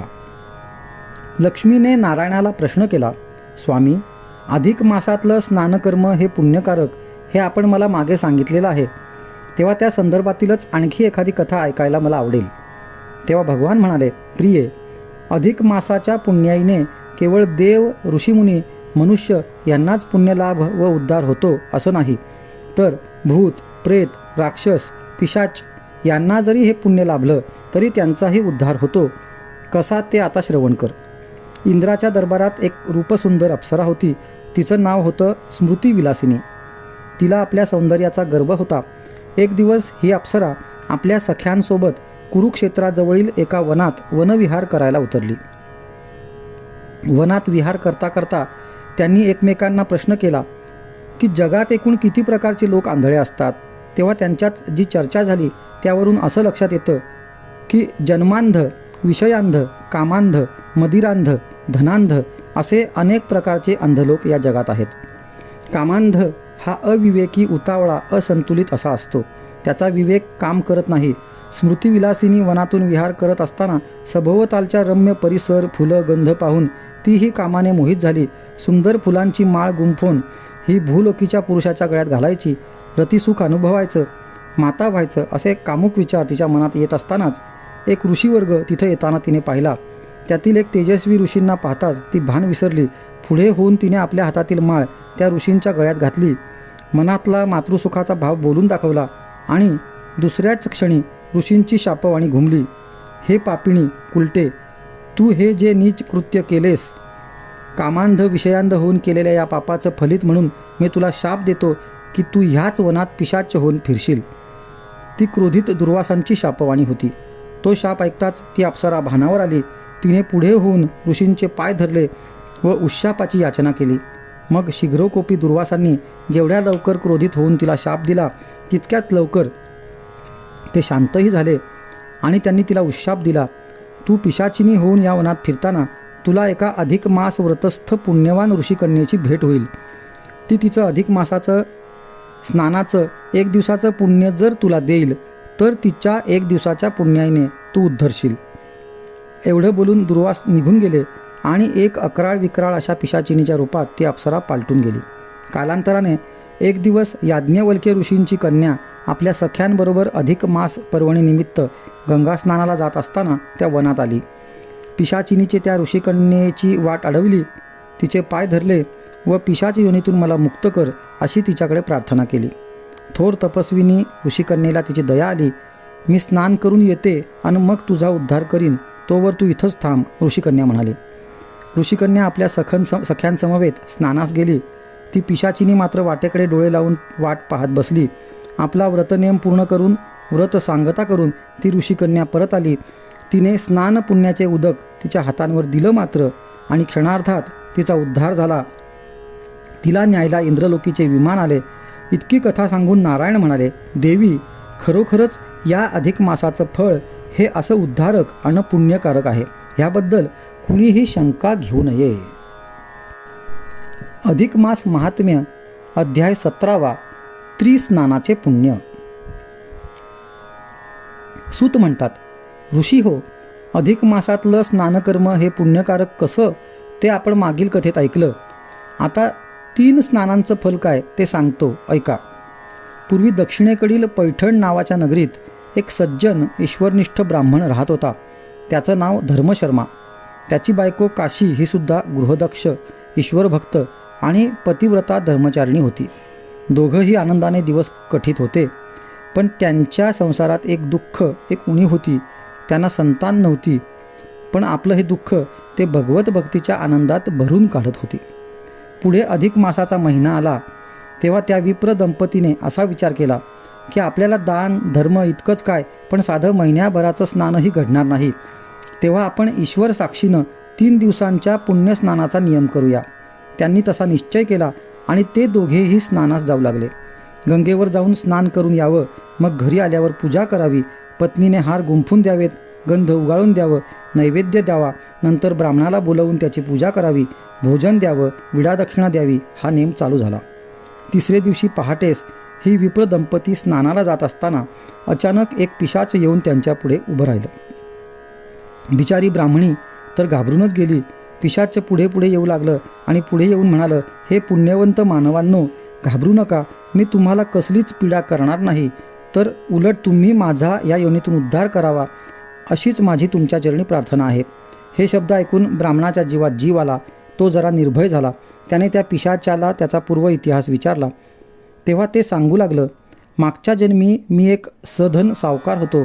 घरात धनधान्य पुत्रपौत्र सारे होते, पण एवढी धनसंपदा असूनही मला सत्कर्माची, दानाची, त्यागाची भावना नव्हती. मी कधीच कोणतंच पुण्यकर्म केलं नाही, पुण्य जोडलं नाही. केवळ स्वार्थ, लोभ आणि मी माझे पणानेच वागत राहिलो. कालांतरानं मरण पावताच मला यमदरबारी ह्या कर्माचा जाब द्यावा लागला. अनेक यातना भोगाव्या लागल्या. कुंभीपाकी खितपत पडावं लागलं. तरीसुद्धा पापपुण्याचा हिशेब चुकता होईना, म्हणून या पिशाच योनीत जन्म घ्यावा लागला. माझं भाग्य थोर, म्हणून आज मला तुम्हा भाग्यवंतांचं दर्शन घडलं. आता एकच विनवणी की तुम्हीच माझा उद्धार करा आणि मला मुक्त करा. तेव्हा तो ब्राह्मण म्हणाला, अरे पण आमचं व्रत अजून पूर्ण कुठं झालं आहे? आमचं तिसरं स्नान व्हायचं आहे. आम्ही स्नान करून येतो, मग तुझ्या विनंतीचा विचार करू. बिचारं पिशाच ब्राह्मणाची वाट पाहत बसून राहिलं. परत आलेल्या ब्राह्मणाला त्या पिशाचाची दया आली. त्याने आपलं तिसरं स्नानाचं पुण्य उदक सोडून त्याला अर्पण करताच त्या पिशाच्याचा उद्धार झाला. विमानात बसून स्वर्गलोकी जाताना ते पिशाच त्या परोपकारी आणि उद्धारक ब्राह्मणाला कृतज्ञतेनं वंदन करायला विसरलं नाही. अधिक मास महात्म्य अध्याय 18 सौभाग्यदात्री मंगळा गौरी. मेरू पर्वताच्या दक्षिणेस विंध्य पर्वत आहे. त्या पर्वतातून प्रत्यक्ष शिवशंकरांच्या हातातून एका नदीचा उगम झालेला आहे. त्या नदीचे नाव नर्मदा. त्या नर्मदा नदीच्या काठावरील एक नगरी, त्या नगरीचे नाव भृगुनगरी. त्या नगरीत कुळशर्मा नावाचा एक ब्राह्मण आणि त्याची पत्नी कुशावती हे दोघे राहत होते. कुळशर्मा हा वेदाध्यायी आणि ज्योतिषविद्येचा जाणकार होता. त्या ब्राह्मण दंपतीला एक मुलगी होती. तिचे नाव मेधावती. ती जशी रूपवान होती तशीच ती गुणवानही होती. कुळशर्माने ह्या आपल्या उपवर मुलीचा विवाह एका पद्मनाभ नावाच्या ब्राह्मण पुत्राशी लावून दिला. विवाह मोठ्या थाटामाटाने आणि गाव जेवण घालून साजरा झाला. दोघेही आनंदाने नांदू लागले. आणि एक दिवस पद्मनाभ हा नदीवर पोहायला गेलेला असताना त्याला एका मोठ्या मगरीने पाण्यात ओढून नेले. पद्मनाभ बुडाला. मेधावतीवर वैधव्याची कुऱ्हाड कोसळली. पती निधनाच्या दुर्दैवी आघातातून सावरायला मेधावतीला थोडा वेळ लागला. ती एकदा पुराण श्रवण करायला गेली असता तिला अधिक मासाचे महत्त्व कळले. ह्या महिन्यात स्नान, पूजा, दीपदान, ब्राह्मण भोजन इत्यादी व्रते श्रद्धापूर्वक केली तर फार मोठे पुण्यपदरात मिळते. हे ऐकून मेधावतीने मग ते व्रत करायला तयार झाले. तिने पित्याकडे तो विषय काढला. आपली मुलगी जन्मकल्याणाचा आत्मोद्धाराचा विचार करते हे ऐकून पित्याला फार आनंद झाला. पण अधिक मासाचा फक्त शेवटचाच दिवस आता शिल्लक राहिला होता. वडिलांच्या मार्गदर्शनाप्रमाणे मेधावती पहाटे उठली आणि नर्मदेचे पवित्र स्नान करून आली. तिने घरी येऊन देवपूजा केली, ब्राह्मणाला भोजन दिले, दान दिले आणि ब्राह्मण पत्नीचाही ओटी भरून सन्मान केला. त्यांना आपल्या उपास्य देवतेच्या म्हणजे शिवपार्वतीच्या रूपात पाहून दोघांनाही नमस्कार केला, आशीर्वाद घेतले आणि त्याच वेळी कैलासनगरीतून एक दिव्य विमान घेऊन शिवदूत आले. त्यांनी मेधावतीचा देह दिव्य केला आणि केवळ अधिक मासाच्या एकच दिवसाच्या पुण्याईवर ते तिला कैलासावर घेऊन गेले. तिथे जाताच मेधावतीने शिवपार्वतीला विनम्र वंदन केले. पार्वतीला ती विप्रकन्या फार आवडली. ती सश्रद्ध होती, भाविक होती, पण तिच्या कपाळावर कुंकू नव्हते. ती विधवा होती. पार्वतीने तिला सौभाग्य लेणे द्यायचे ठरवले. असेच काही दिवस गेले. भगवान महाविष्णूंसह शिवपार्वती आणि मेधावती हे काशी क्षेत्रास आले. तिथे येतात सर्वांनी पापहारिणी लोकमाता गंगेचे पवित्र स्नान केले. तेव्हा परत एकदा पार्वती मातेला तिच्या मेधावतीच्या मस्तकावर कुंकू नसल्याचे जाणवले. तिने आपले मनोगत भगवान शंकरांना सांगितले. तेव्हा शंकर म्हणाले, प्रिये, उचित वेळ आल्यावर सर्व काही घडेल. काशीमध्येच विष्णूंनी नीलकंठेश्वर महालिंगाची स्थापना केली. त्याचवेळी मेधावती पार्वती स्वरूपात विलीन झाली. पार्वतीने काशीत एक मंदिर उभारून त्यात मेधावतीच्या मूर्तीची स्थापना केली. तिला देवतापद बहाल केले. ज्या नारी या देवीची पूजा करतील, तिच्या मस्तकी हळद कुंकू लावतील, त्यांना सौभाग्य प्राप्त होईल असा आशीर्वाद दिला. त्या देवतेचं नाव मंगळा गौरी असे ठेवले. सूत ऋषींना म्हणाले, ह्या शिवपुराणातील कथेची निवड तुम्हाला हरी अन हर यांच्या ऐक्याची साक्ष मिळावी म्हणून मुद्दाम केलेली आहे. अधिक मास महात्म्यात या सत्यकथेचा समावेश ह्यासाठीच केलेला आहे. अधिक मास महात्म्य अध्याय 19 7 दिवसांचे पुण्य. अधिक मास महात्म्याचा पुढील कथाभाग निवेदन करताना सूत म्हणाले, लक्ष्मीने नारायणाला प्रश्न केला की हे स्वामी, या अधिक महिन्यात कोणते व्रत किंवा नियमाचरण करून तरुण गेला ते तुम्ही सांगा. तेव्हा नारायणाने जी कथा सांगितली ती अशी. दक्षिणेमधले गोकर्ण पर्वताजवळचे ते एक शांत सुंदरसे गाव, त्याचे नाव शिवकांची. लखलखत्या गोपुरांचे ते गाव शिवगौरीलाही फार प्रिय होते. त्या गावात एक विप्रदास नावाच्या सेवेकरी राहत होता. तो आणि त्याची पत्नी दोघेही नेहमी ब्राह्मणांची सेवा करीत असत. अधिक मास आला तेव्हा त्यांनी आपणही एखादे व्रत करावे आणि पदरी पुण्य जोडावे असे ठरवले. दानाला पैसे नव्हते, तीर्थयात्रेला जायला अंगात त्राण नव्हते. मग त्यांनी नदीचे पवित्र स्नान आणि सारणेश्वराचे दर्शन घ्यायचा संकल्प केला. दोघांनीही तो नेम अधिक मासात मोठ्या श्रद्धापूर्वक आचरला. गंगेचे स्नान करायचे, सारणेश्वराचे दर्शन घ्यायचे, भावपूजा करायची आणि मग गावात परतायचे हा त्यांचा नित्यक्रम. होता होता संपूर्ण अधिक मासाचे स्नान, पूजा आणि दर्शनाचा नित्यनेम पार पडला. शेवटचा दिवस उजाडला. त्या दिवशी त्यांनी एक करून जमा केलेले पैसे खर्च केले. तिथेच उद्यापन केले, ब्राह्मण भोजन घातले, ब्राह्मणांचे आशीर्वाद घेतले, प्रसाद घेतला आणि ते दोघे रात्री उशिराने आपल्या घराकडे येत असताना वाटेत एका प्रेत पिशाच्याने त्यांची वाट अडवली. ते पिशाच पाहून ब्राह्मण घाबरला. त्याची बायको तर बेशुद्धच झाली. भगवंताचे नाम मनात स्मरून धैर्य आणून विप्रदासाने त्या पिशाच्याला, तू कोण, वाट का अडवलीस असे विचारले. तेव्हा त्या पिशाच्याने आपला सर्व पूर्व इतिहास विप्रदासाला सांगितला. अधिक मासाच्या स्नानाचे पुण्य पदरी जोडलेल्या हे पुण्य पुरुषा, तू तुझ्या पुण्यातील 7 दिवसांचे स्नान पुण्य मला दे आणि माझा उद्धार कर अशी त्याला हात जोडून विनंती केली. विप्रदासाला त्याची दया आली. विप्रदासाने हातात पाणी घेतले. मनोमन अधिक मासाचे दैवत पुरुषोत्तम आणि भगवान शंकर यांचे स्मरण केले आणि आपल्या महिनाभराच्या स्नानपुण्याईमधला 7 दिवसांचा पुण्याचा वाटा हा त्या पिशाच्याला दान केला. ते उदक दान हातावर पडताच त्या पिशाच्याचा उद्धार झाला. त्याला सुंदर आणि दिव्य असा देह प्राप्त झाला. त्यावेळी देवदूत आले. त्या देवदूतांनी सन्मानपूर्वक त्या पिशाच्याला त्याचा उद्धार करून दिव्य देह प्रदान करून त्या विमानात बसवले. स्वर्गातून आलेल्या त्या विमानात बसत असताना त्याने विप्रदासाला हात जोडले. कृतज्ञतापूर्वक त्याला नमस्कारही केला. विप्रदासाने आपल्या पुण्यातील थोडा वाटा हा दान दिला खरा, पण त्या दानाने त्याच्या पदरात आणखीन पुण्यच घातले. अधिक मासातील स्नानाचा महिमा आणि त्यामुळे मिळणारे पुण्य हे असे थोर आहे. अधिक मास महात्म्य अध्याय 20 ब्रह्म राक्षसाचा उद्धार.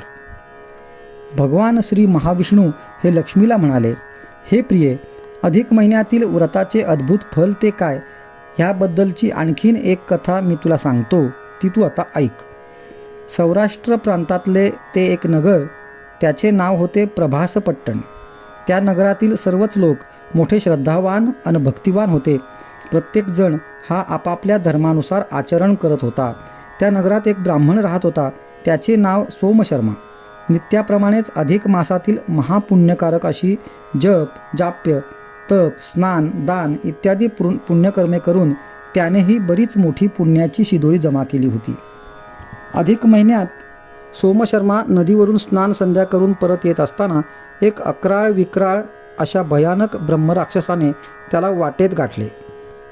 ते भयानक रूप पाहून सोमशर्माची तर भीतीने गाळणच उडाली. मनोमन भगवंताला आठवून भय जाण्यासाठी त्याने नृसिंह स्तोत्र पठण करायला प्रारंभ केला. तो जसजसे स्तोत्र म्हणू लागला तसतसे त्याचे मन निर्भय होऊ लागले. त्याने त्या राक्षसाला म्हटले, हे राक्षसा, माझी वाट सोड, नाहीतर मी तुला शाप देईन.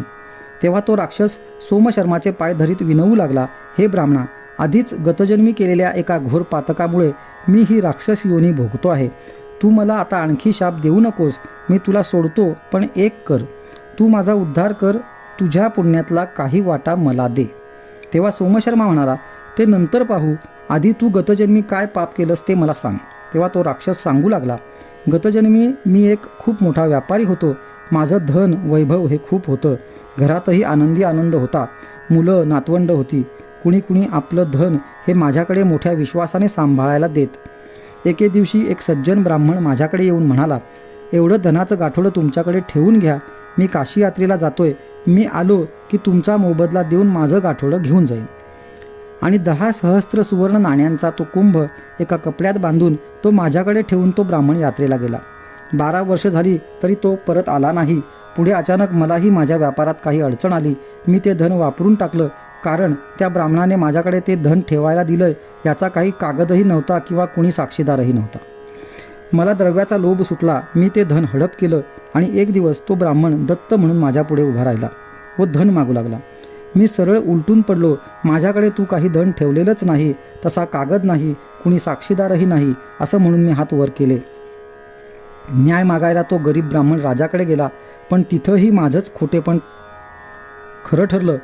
त्या ब्राह्मणानं मला शाप देत धन धन म्हणत प्राण सोडला.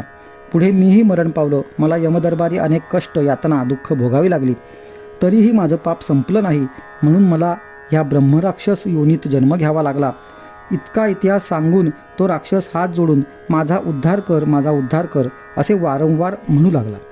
तो काकुळतीला आलेला जीव पाहून सोमशर्माचे मन भूतदयेने भरून आले.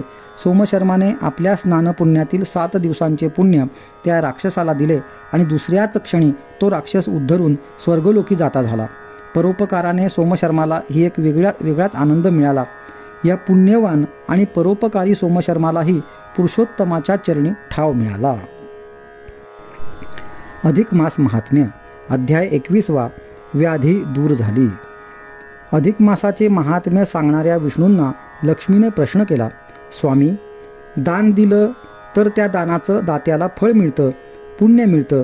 तसंच जर कुणी ब्राह्मण सेवा करत असेल तर त्याला त्याचं काय फळ मिळतं ते आपण मला सांगा. तेव्हा नारायण म्हणाले, वा, फार छान प्रश्न विचारलास तू. या संबंधीची मी तुला एक कथा सांगतो, ती तू आता लक्षपूर्वक ऐक. विराट देशात एक पवित्र आणि सुंदर असं नगर होतं. त्या नगराचं नाव माहूर. माहूर म्हणजे रेणुका मातेचं स्थान, दत्तात्रयांचंही निवासस्थान, अनेक ऋषीमुनी, देवदेवता यांच्या पुण्य पदस्पर्शानं पावन झालेली भूमी. त्या माहूर गावात एक अगदी सर्वसाधारण सामान्य असा माणूस राहत होता. तो गावातल्या काही ब्राह्मणांच्या घरी जाऊन त्यांची सेवा करीत असे.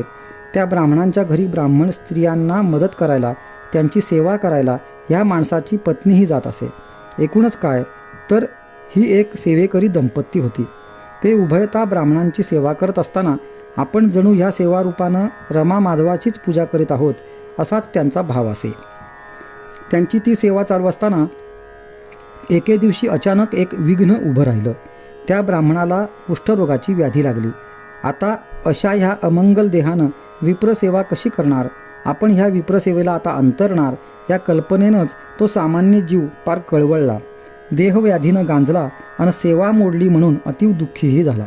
तो आपल्या नशिबाला दोष देत असताना एके दिवशी त्याला त्याच्या पत्नीनं एक सल्ला दिला, आपण आता एक करा, पुढे लवकरच अधिक मास येतो आहे, तेव्हा त्या निमित्तानं तीर्थक्षेत्री जा आणि पवित्र नदीचं स्नान करा. स्नानाचं महत्त्व फार आहे. स्नानानं तन मन दोन्हीही शुद्ध, पवित्र आणि स्वच्छ होतात. बरं, स्नानानं पुण्यही पदरात लाभतं. तुम्ही ते पुण्य पदरी जोडा आणि जन्माचं सार्थक करून घ्या. त्या सेवेकऱ्याला आपल्या पत्नीचा सल्ला योग्य वाटला.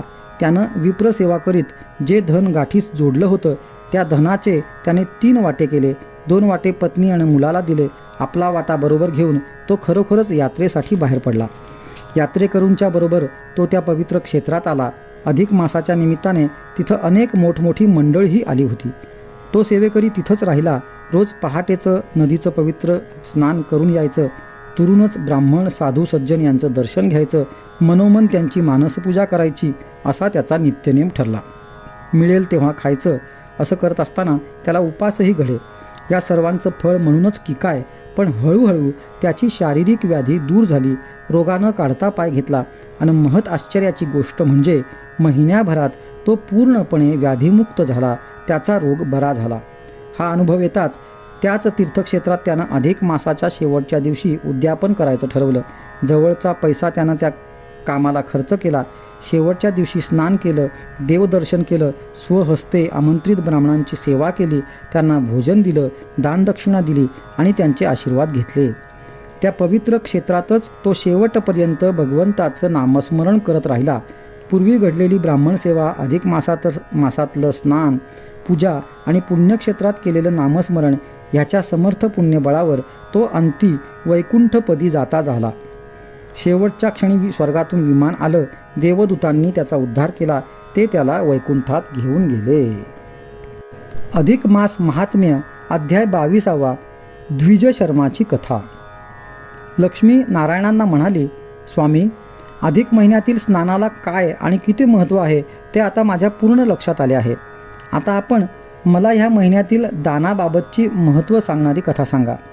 तेव्हा लक्ष्मीचे कौतुक करीत नारायण म्हणाले, हे प्रिये, तुझ्या मनातील ही ज्ञान जिज्ञासाच मला अधिक बोलतं करीत आहे. स्नाना इतकंच नव्हे, त्यापेक्षा थोडं जास्त असं ह्या महिन्यातील दानकर्माला जास्त महत्त्व आहे. कसं ते आता ऐक. प्रत्येकानं निदान कशाचं ना कशाचं तरी दान हे अवश्य करावंच. आता कोणत्या दानानं फळ काय मिळतं तेही सांगतो. असं म्हणून सुवर्ण, रौप्य, मोती, वस्त्र, अन्न इत्यादी दानांची फलं त्यांनी सांगितली. दानानं काय होतं हे सांगत असताना त्यांनी लक्ष्मीला एक कथा सांगायला प्रारंभ केला. ती अशी. महिस्मृती नावाच्या एका नगरात द्विज शर्मा नावाचा एक ब्राह्मण आणि त्याची पत्नी भामिनी हे दोघे राहत होते. ते दोघंही धार्मिक वृत्तीचे आणि सदाचरणी होते. मात्र त्यांना एकच दुःख होतं, ते म्हणजे त्यांना संतान नव्हते.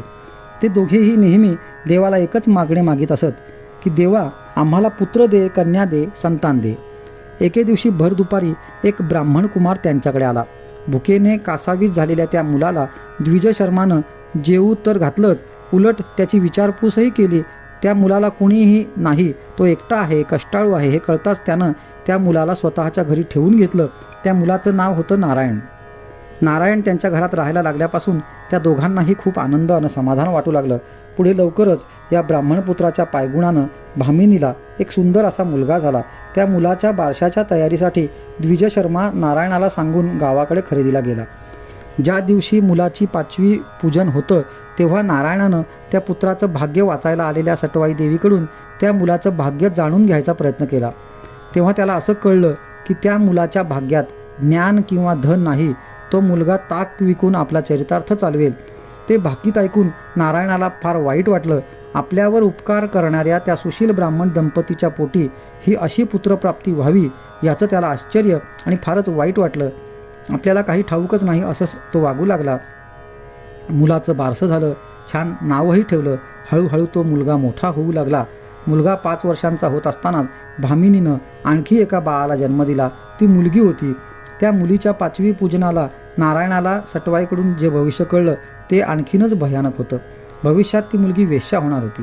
आपल्याला देवकृपेनं मुलगा झाला, पाठोपाठ मुलगी झाली, या आनंदात आपले उपकार करते आहेत, त्यांना तसंच अज्ञान सुखात राहू दे असं नारायणानं विचार केला. तो गप्पच राहिला. आणि पुढे अचानक एक दिवस द्विज शर्माचं निधन झालं. त्याची बायको भामिनीही सती गेली. दोन्ही छोटी मुलं अनाथ झाली, उघडी पडली. नारायण त्यांचा मानलेला थोरला भाऊ, त्यानं त्या मुलांना सावरायचा प्रयत्न केला. त्याला मुलांचं दुःख पाहवेना. भविष्यकाळ तर आणखीनच भयाण. शेवटी दृष्टीआड सृष्टी असं म्हणून मन कठोर करून नारायण ईश्वर उपासनेसाठी यात्रेचं निमित्त करून त्यांना सोडून खूप दूर दूर निघून गेला. तो मुलगा घरात असलेल्या गाईच्या दुधापासून दही ताक करून ते विकून दिवस काढू लागला. एक दिवस त्या गावात आलेल्या एका गणिकेनं त्या सुंदर ब्राह्मण कन्येला प्रलोभन दाखवून आपल्याबरोबर पळवून नेलं. बिचारा भाऊ बहिणीच्या आठवण काढून अतिशय दुःखी झाला. अधिक मास महात्म्य अध्याय 23. द्विज शर्माच्या पुत्राचा उद्धार. इकडे नारायण तीर्थयात्रा करीत फिरत होता खरा, पण त्याचं मन मात्र अजूनही त्या दोन्ही अनाथ मुलांच्या काळजीनंच व्यथित होतं. आपल्या संकटकाळी द्विज शर्मांनी केलेले उपकार नारायण विसरला नव्हता. खरंच ते सटवाईचं भविष्य खरं झालं असेल का असा विचार करत नारायण 12 वर्षानंतर पुन्हा त्या गावात परत आला व त्या घरात गेला. त्यानं त्या ब्राह्मण मुलाला हाक मारली. मुलगा बाहेर आला. पाहतो तर दारात एक संन्यासी उभा. त्यानं पुढं होऊन नमस्कार केला. संन्याशानं त्याला प्रेमानं जवळ घेत मिठी मारली. मानलेल्या भावाची भेट झाली. दोघं घरात आले. मुलानं आपली सर्व कर्मकहाणी नारायणाला ऐकवली. नारायणाला त्या मुलाचा भूतकाळ कळला. तो विधिलिखिताप्रमाणे खरोखरच ताक विकून जगतोय हा वर्तमान काळही त्यानं पाहिला आणि तो भविष्य तर तो जाणूनच होता. तेव्हा आता काहीही करून याचा उद्धार करायचा असं त्यानं मनाशी ठरवलं. एक दिवस त्या द्विजशर्माच्या मुलाला समजावीत नारायण म्हणाला, बाळ, आपल्या गतजन्मीच्या पापपुण्यांप्रमाणे कर्माप्रमाणे आपल्याला ह्या जन्मी सुख किंवा दुःख भोगावं लागतं. तेव्हा मला असं वाटतं की हा असा ताकाचा व्यवसाय करून जगण्यापेक्षा तू काहीतरी आत्मकल्याणाचा विचार कर. बघ, मी सांगतो तसं कर, तुझं निश्चित कल्याण होईल. मुलानं त्याच क्षणी नारायणाला गुरु मानलं आणि त्याचा शब्द पाळून आपलं कल्याण करून घ्यायचं असं ठरवलं. नारायणाच्या सल्ल्याप्रमाणे त्यानं अधिक मास येताच घरात जी एकुलती एक गाय होती तिचं पूजन करून त्यानं ती गाय ब्राह्मणाला दान दिली. गाय दान दिली म्हणजे ताकाचा धंदा बंद झाला. ही गोष्ट नारदांनी धावत जाऊन ब्रह्मदेवाला सांगितली. कुणीतरी तुझं विधिलिखित पुसण्याचा प्रयत्न करतोय असंही सांगितलं. नारदाकडून त्या मुलानं ती एक गाय दान दिली, ती सुद्धा अधिक मासात. हे कळताच 10 गायी घेऊन तो त्या ब्राह्मणपुत्राकडे आला. या तुमच्या गायी आहेत, तू सांभाळ असं म्हणून निघून गेला. नारायणानं दुसऱ्या दिवशी त्या मुलाला त्या 10 गायी दान द्यायला सांगितल्या. त्यानं त्या दिल्याही. परत धंदा बंद. मग ब्रह्मदेवांनी 100 गायी आणून त्याच्या दारात उभ्या केल्या. गुरु नारायणानं त्या 100 गायी पण त्या मुलाला पूजा करून ब्राह्मणांना दान करवल्या. अधिक महिन्यात एवढ्या गायी मिळूनसुद्धा दूध दही ताक बनवलं जात नव्हतं, विकलं जात नव्हतं. ब्राह्मणपुत्राला उपास घडत होता. 4-2 फळंच खाऊन तो दिवस काढत होता. ताक विकून गुजराण करेल हे आपलं भविष्य खोटं ठरू नये म्हणून ब्रह्मदेवानं त्या ब्राह्मणपुत्राला 1000 गायी नेऊन दिल्या. पण त्या मुलाचं विरक्त मन प्रलोभनाला बळी पडलं नाही. त्याने त्या 1000 गायीसुद्धा दान दिल्या आणि पदरी पुण्य जोडलं. मग मात्र ब्रह्मदेवानं त्या मुलाच्या निस्पृहतेपुढे हात टेकले. त्या मुलांना काही नेऊन देण्याऐवजी त्यालाच उद्धरून ब्रह्मलोकात आणा व सुखी करा अशी ब्रह्मदेवांनी दूतांना आज्ञा दिली. आणि एक दिवस एक दिव्य विमान त्या ब्राह्मणपुत्राच्या अंगणात आलं. दूतांनी त्याला तुला ब्रह्मदेवांनी घेऊन यायला सांगितलं आहे असा निरोप दिला. ब्राह्मणपुत्राने गुरु नारायणाचे पाय धरले. त्याला नमस्कार करून त्याचे आभार मानून तो विमानात बसला. हळूहळू विमान आकाशमार्गानं ऊर्ध्व निघून गेलं. आपल्या हातून आपल्या उपकारकर्त्याच्या एका तरी संततीचा उद्धार झाला याचा नारायणाला खूप आनंद झाला. एक आगळं वेगळं समाधानही मिळालं. अधिक मास महात्म्य अध्याय 24. वेश्येचा उद्धार. ब्राह्मणपुत्राचा उद्धार केल्यानंतर आता ब्राह्मण कन्येचा शोध घ्यायचा, तिलाही मार्गदर्शन करायचं आणि तिचीही भाग्यरेखा बदलायची असा मनाशी निश्चय करून नारायण तिचा शोध घेत गावोगाव फिरू लागला. फिरत फिरत तो एक धनाढ्य नगरीत आला. ज्योतिष्याचा वेश करून हातात पंचांग घेऊन तो गल्लोगल्ली फिरू लागला. तो असाच एका घरावरून पुढे जात असताना माडीवरून धावत धावत एक सुंदरी पुढे आली व आपला हात त्याच्या पुढे करीत म्हणाली, माझं भविष्य सांगा. नारायणाने रंग, रूप, बांधा, आवाज आणि कपाळावरच्या गोंधणावरून ओळखलं की हीच ती ब्राह्मण कन्या. तो तिला म्हणाला, बाळे, असं रस्त्यावर भविष्य सांगणं योग्य नव्हे. आपण जर. ती त्याला माडीवर घेऊन गेली. नारायणानं एकवार निरखून तिच्याकडे पाहिलं. असं काय पाहता, काय झालं असं तिने त्याला विचारलंही. तेव्हा तो म्हणाला, मला माझ्या एका ब्राह्मण मित्राची आठवण येते. त्याची मुलगी जर आत्ता असती तर ती तुझ्यासारखीच असती तर. म्हणजे त्या सुंदरीनं विचारलं. मग नारायणाने नाव, गाव, खाणाखुणा सर्व काही सांगितलं. तेव्हा सारा भूतकाळ नजरेपुढे येताच आपणच ती अभागी कन्या आहोत अशी तिनं कबुली दिली. तिच्या अश्रूंमधून तिचा सर्व भूतकाळ वाहून गेला. मग नारायणाने अनेक उपदेशाच्या गोष्टी सांगून पापाचरणातून वेगळं व्हायचं मार्गदर्शन केलं. तिनेही नारायणाला गुरु मानून त्यांच्या आज्ञेप्रमाणे आचरण करून आत्मोद्धार करण्याचा निर्णय मान्य केला. तेव्हा नारायणाने पापकर्मातून जमा झालेली सर्व धनसंपत्ती तिला सेवक आणि ब्राह्मण वर्गात वाटून टाकण्याची आज्ञा केली. तिनेही ती आज्ञा मान्य केली. स्नान केलं आणि हरिचिंतन करून एका क्षणात सर्व संपत्ती दान केली. आता पुढे काय? तेव्हा नारायणाने तिला सांगितले, मी आता जातो. तू आता असं कर, आज जो कुणी मनुष्य तुझ्याकडे येईल त्याच्याकडे 3,000ची मागणी कर. सूर्यास्त झाला. त्या सुंदरीकडे जो पुरुष येई त्याकडे ती 3,000ची मागणी करू लागली. लोक आले तसेच परत गेले. कुणी तिला पैसे देईना. ही वार्ता नारदांनी ब्रह्मदेवाला सांगितली. आपलं हेही विधिलिखित खोटं ठरणार ही भीती वाटून ब्रह्मदेव स्वतः 3,000 मुद्रा घेऊन तिच्याकडे आले. तिच्या हाती द्रव्य दिले आणि मी लगेच येतो असं म्हणून निघून जे गेले ते आलेच नाहीत. ती रात्र संपली. सकाळी नारायणाने तिला ते द्रव्य तू दान दे असा सल्ला दिला. तिने तसेच केले. ते द्रव्य दान दिले. नारायण हे करवून घेत होता, कारण त्यावेळी नेमका अधिक मास चालू होता. तिला जास्त पुण्य मिळावं, प्रारब्धानं घडलेलं पाप धुवून जावं असा त्याचा मानस होता. दुसऱ्या दिवशी ब्रह्मदेव 30,000 मुद्रा घेऊन आले. तिनं त्याही ब्राह्मणांना दान दिल्या. एक दिवस जाऊ लागला. शरीर विक्रय करून उदरभरण हे विधिलिखित खोटं ठरू लागलं. शेवटी ब्रह्मदेवांनी विचार केला. तिनं द्रव्यमोहानं पापचरणाला प्रवृत्त व्हावं म्हणून कुठवर तिला धन देणार. त्यापेक्षा तिलाच ब्रह्मलोकी उद्धरून घेऊन येऊ. झालं. विमान आलं. दूत आले. तिला घेऊन जाऊ लागले. पण मी माझ्या उद्धारक सद्गुरूशिवाय ब्रह्मलोकी येणार नाही असं तिने नम्र शब्दात सांगितले. मग ब्रह्मदेवांनी त्या दोघांनाही उद्धरून ब्रह्मलोकी नेलं. ही सत्यकथा सांगून नारायण लक्ष्मीला म्हणाले, असा आहे बरं या अधिक मासातील दानाचा आणि गोदानाचा महिमा. अधिक मास महात्म्य. अध्याय 25. गौरी पंचक व्रताख्यान. लक्ष्मी विष्णू संवादातून वाहणारी अधिक मास महात्म्य गंगा पुढे नेत असताना सूत समोर बसलेल्या ऋषीवर्गाला म्हणाले, लक्ष्मीला या अधिक मासात महिला वर्गाने अवश्य करावे अशा एका व्रताची माहिती देताना भगवान सांगतात की, एकदा अरुंधती नावाची एक ऋषी भार्या आपली सखी पार्वती हिला मुद्दाम भेटण्यासाठी म्हणून कैलास पर्वतावर गेली. अरुंधतीच्या एकसारखं असं मनात येत होतं की पार्वतीनं असं कोणतं मोठं व्रत केलं, पूजा केली की ज्यामुळे तिला भगवान शंकरांसारखा महान पती प्राप्त झाला. आतासुद्धा ती कैलासावर मुद्दाम येऊन पाहते तो काय, पार्वती कसली तरी पूजा मोठ्या भक्तिभावानं करीत बसली होती.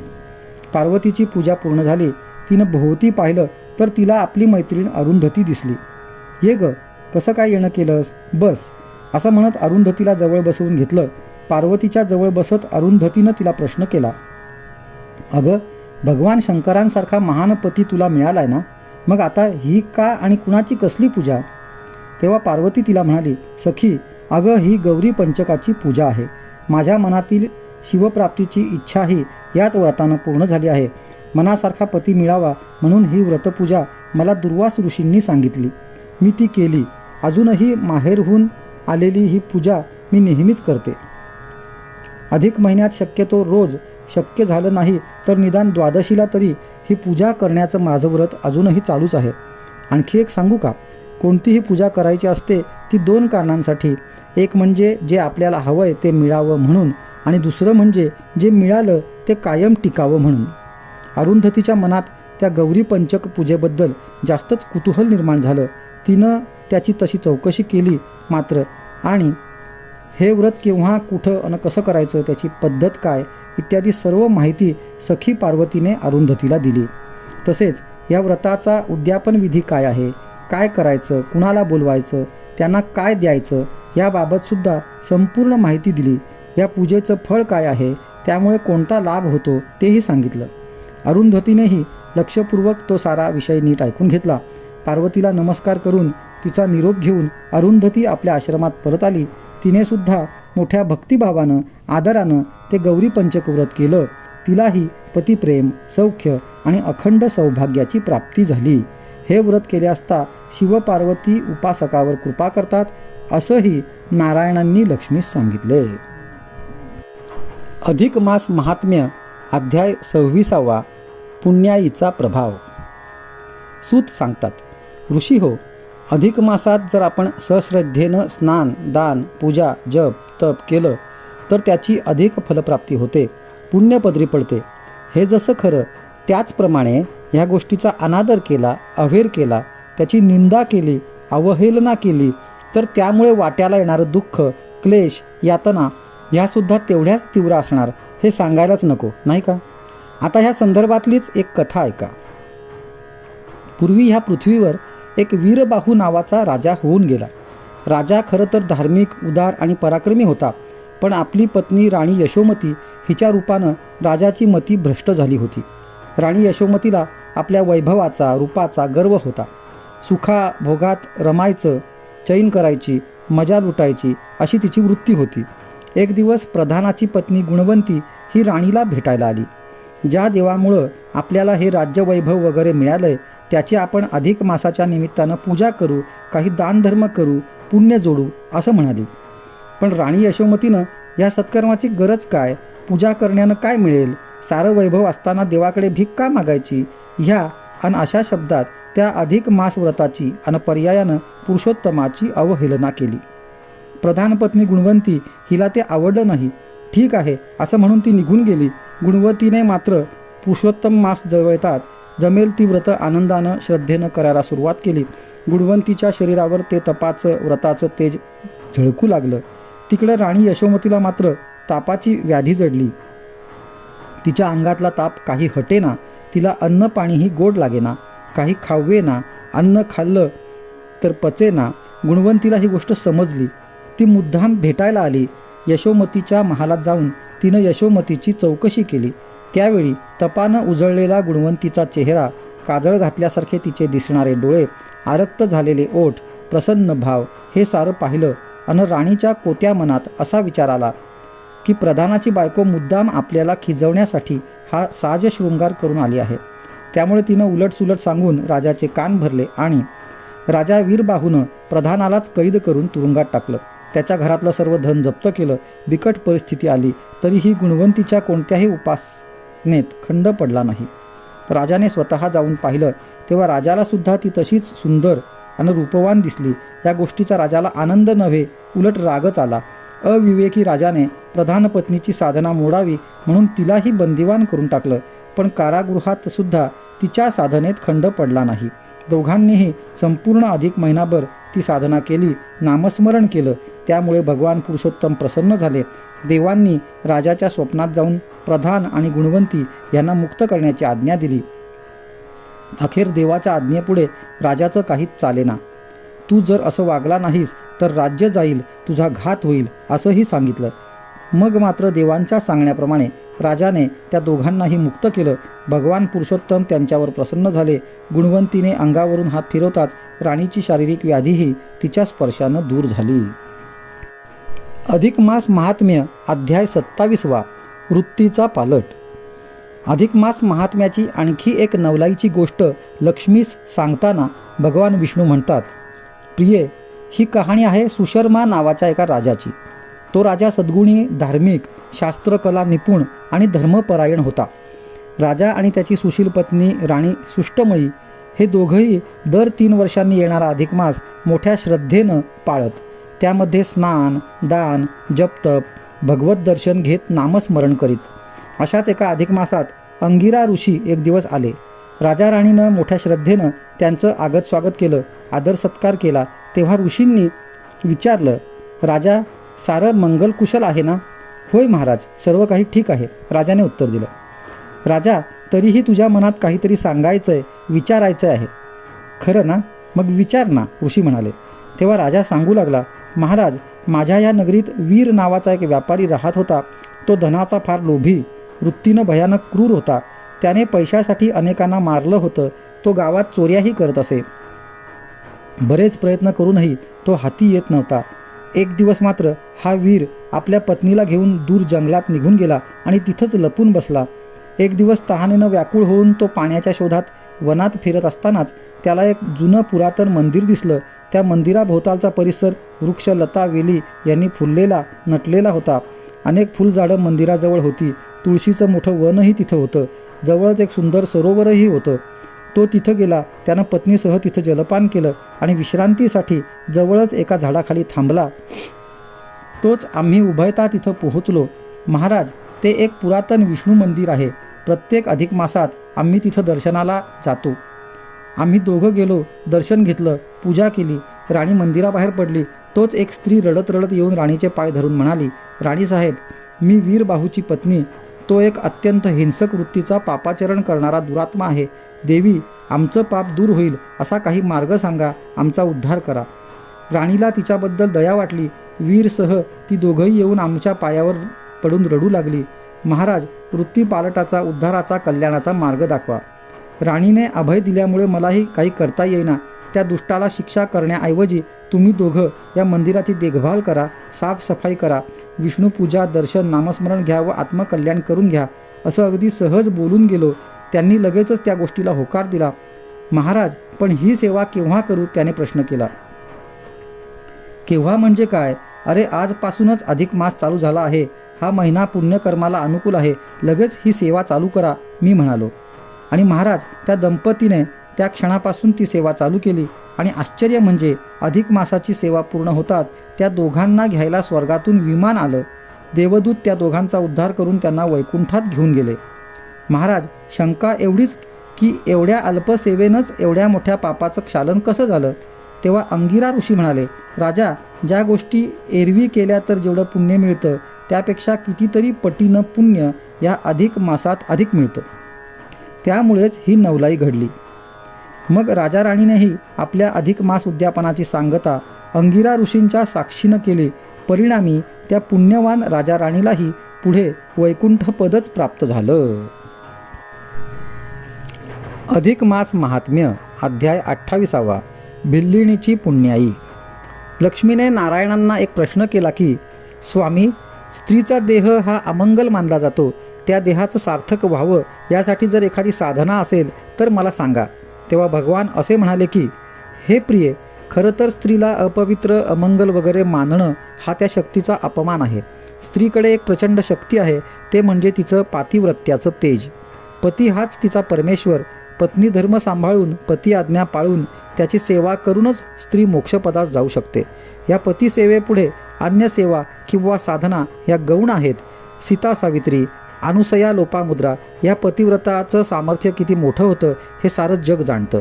हे लक्ष्मी, पतिव्रतेच्या अंगा केवळ सामर्थ्य असते याबद्दलची एक कथा सांगतो, ऐक.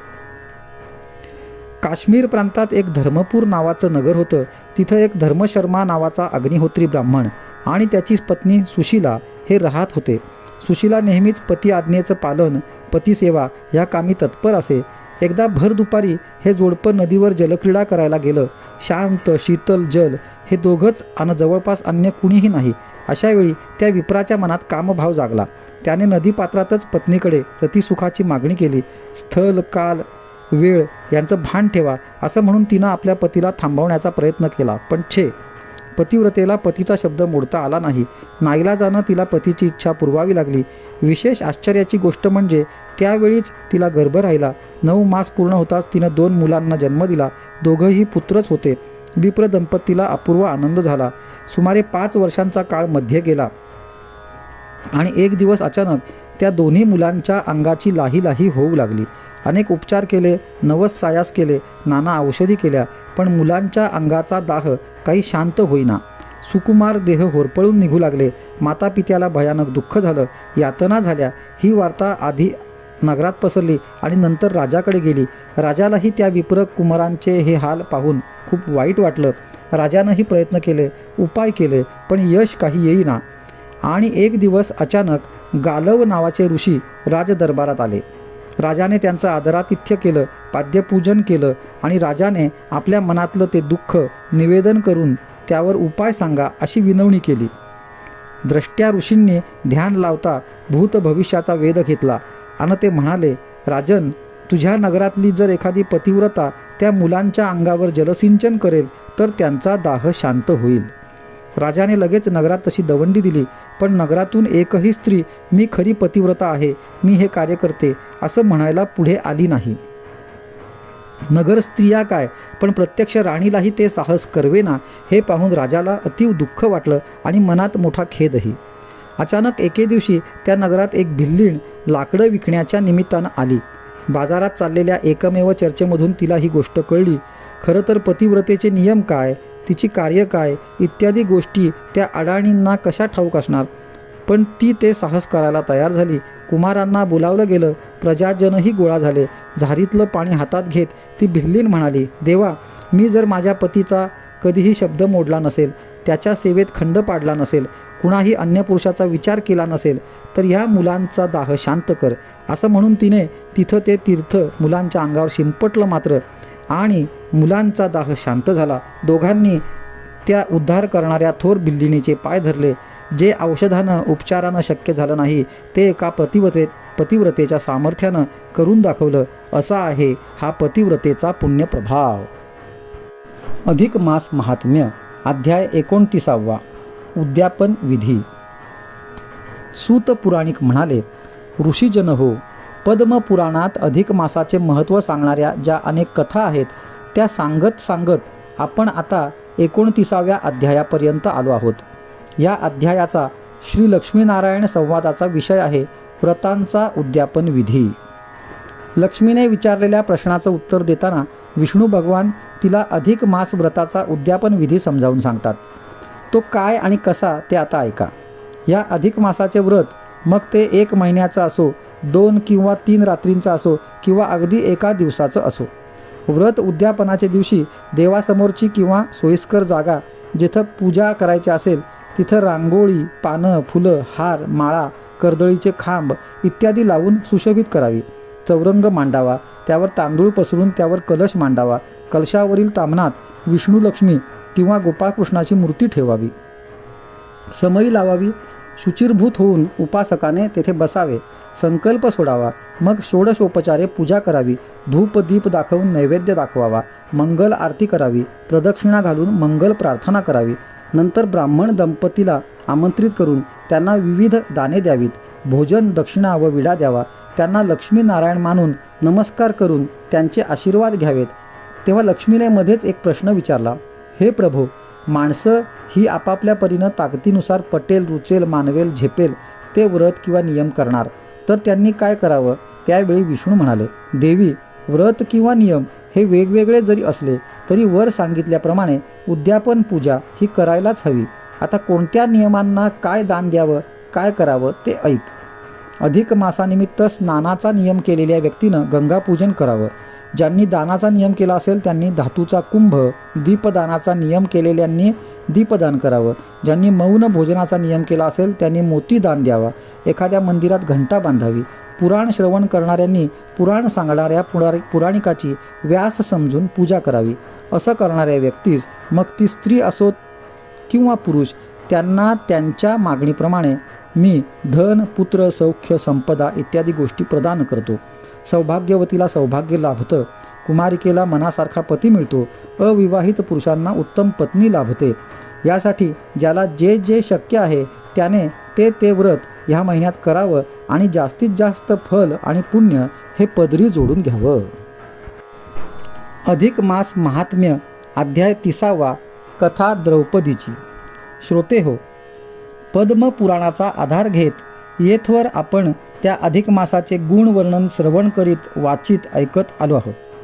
त्यामधून हा मलमास का आणि केव्हा येतो, तो कुणाला शरण गेला, त्याला हे पुरुषोत्तम मास असं नाव कुणी दिलं, तोच अधिक मास कसा, ह्या अधिक महिन्यात कोणकोणती व्रतं करतात, काय दाने देतात इत्यादी अनेक कथा आपण पाहिल्या.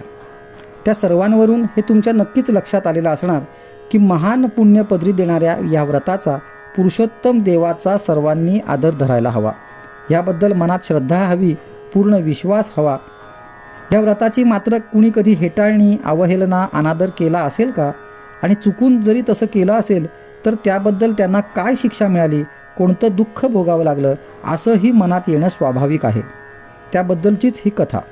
पण हो, ही कथा पद्मपुराणातली नाही, ती आहे बृहद नारदीय पुराणातली. त्याचा कथाभागही तसा आपल्या परिचयाचा. पण त्यामागे हे कारण असेल हे फार कमी जणांनाच ठाऊक असेल, म्हणून ती कथा मुद्दाम इथं निवेदन करीत आहे. कौरव पांडवांच्या द्यूतक्रीडेस पांडवांनी आपलं सर्वस्व पणाला लावलं आणि ते हरले. सर्व गेलं, राज्य गेलं, धनदौलत गेली, अधिकार गेले आणि पांडव वनवास भोगत काम्यक वनात राहू लागले. एक दिवशी घरी आलेल्या श्रीकृष्णाला धर्मराजाधिक सर्व पांडवांनी विचारलं, कृष्णा, आमच्या नशिबी हा वनवास का? तेव्हा कृष्ण म्हणाला, ह्याला कारण म्हणजे तुमची पत्नी द्रौपदी हिला मिळालेला शाप. काय? द्रौपदीला शाप का? कशासाठी? कुणी दिला आणि कधी दिला? या सर्व प्रश्नांची उत्तरं देताना श्रीकृष्णाने त्यांना सांगितलं की द्रौपदी ही गतजन्मीची मेधावी ऋषींची कन्या. त्या जन्मीचं तिचं नाव होतं मेधावती. मेधावती लहान असताना तिची आई मरण पावली. पित्यानेच तिचा सांभाळ केला. आपल्या कन्येला सुयोग्य पती शोधत असतानाच मेधावी मरण पावला. पोरं पोरकी झाली. ती दूर एका अरण्यात जाऊन शंकराचं तप करू लागली. तेव्हा तिला भेटायला दुर्वास ऋषी आले. त्यांनी मेधावतीचं सांत्वन करून तिला महापुण्यकारक अधिक मास व्रत कर असा सल्ला दिला. पण मी शिवाची भक्ती करते, माझा भोलेनाथ मला सर्व देईल. मी श्रीहरींचं हे व्रत का करू? हरीला मी ओळखत नाही. हर हर महादेव हेच माझं दैवत आहे. मी त्यांच्याशिवाय अन्य कुणाला जाणत नाही, मानत नाही इत्यादी शब्दात तिने व्रताची व पुरुषोत्तमाची हेटाळणी केली. दुर्वास ऋषींना तिचा राग आला. त्यांनी तू पुढील जन्मी राणी असूनही वनवासी होशील असा शाप दिला आणि ते निघून गेले. जाताना मेधावतीला उशाप देऊन गेले. दुःख झालेल्या मेधावतीने आपली शिव उपासना पुढे चालूच ठेवली. शिव प्रसन्न झाले. वर माग म्हणाले. तेव्हा मला पती दे, पती दे असं ती 5 वेळा म्हणाली. शंकरही तथास्तु तथास्तु म्हणत गेले. आपल्याला 5 पती मिळणार या कल्पनेनं तिला चिंता वाटू लागली. तिने अन्न पाणी सोडलं आणि एक दिवस मरण पावली. तीच मेधावती द्रुपद राजाच्या यज्ञात कन्येच्या रूपानं प्रगट झाली. पुढे त्याच सुंदर सद्गुणी द्रुपद कन्या द्रौपदीचं तुम्ही पाणी ग्रहण केलं. तिचा गतजन्माचा शाप तुम्हाला पती म्हणून लागला. तुम्ही सर्वजण या राजयोगी असूनही दुर्दैवाने वनवासी झालात. ही कथा सांगितल्यावर पांडवांनी आता आमचा उद्धार कशानं होईल? आम्ही काय व कोणती उपासना करू असं कृष्णाला विचारलं. श्रीकृष्णांनी त्यांना हेच अधिक मास महात्म्य सांगून स्नान, दान, जप, तप इत्यादी व्रत करायला सांगितली. पुढे अधिक मास येताच द्रौपदीसह पांडवांनी हे व्रत केलं, पूजा केली आणि उचित वेळी त्यांना त्यांचं राज्य परत मिळालंही.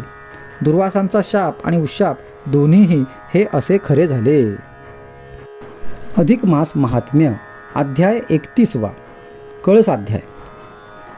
श्रोते मायबाप हो, अधिक महात्म्याचं हे 30 कथा खांबांचं एक भव्य मंदिर असून त्यात पुरुषोत्तमाची सर्वांग सुंदर मूर्ती विराजमान आहे.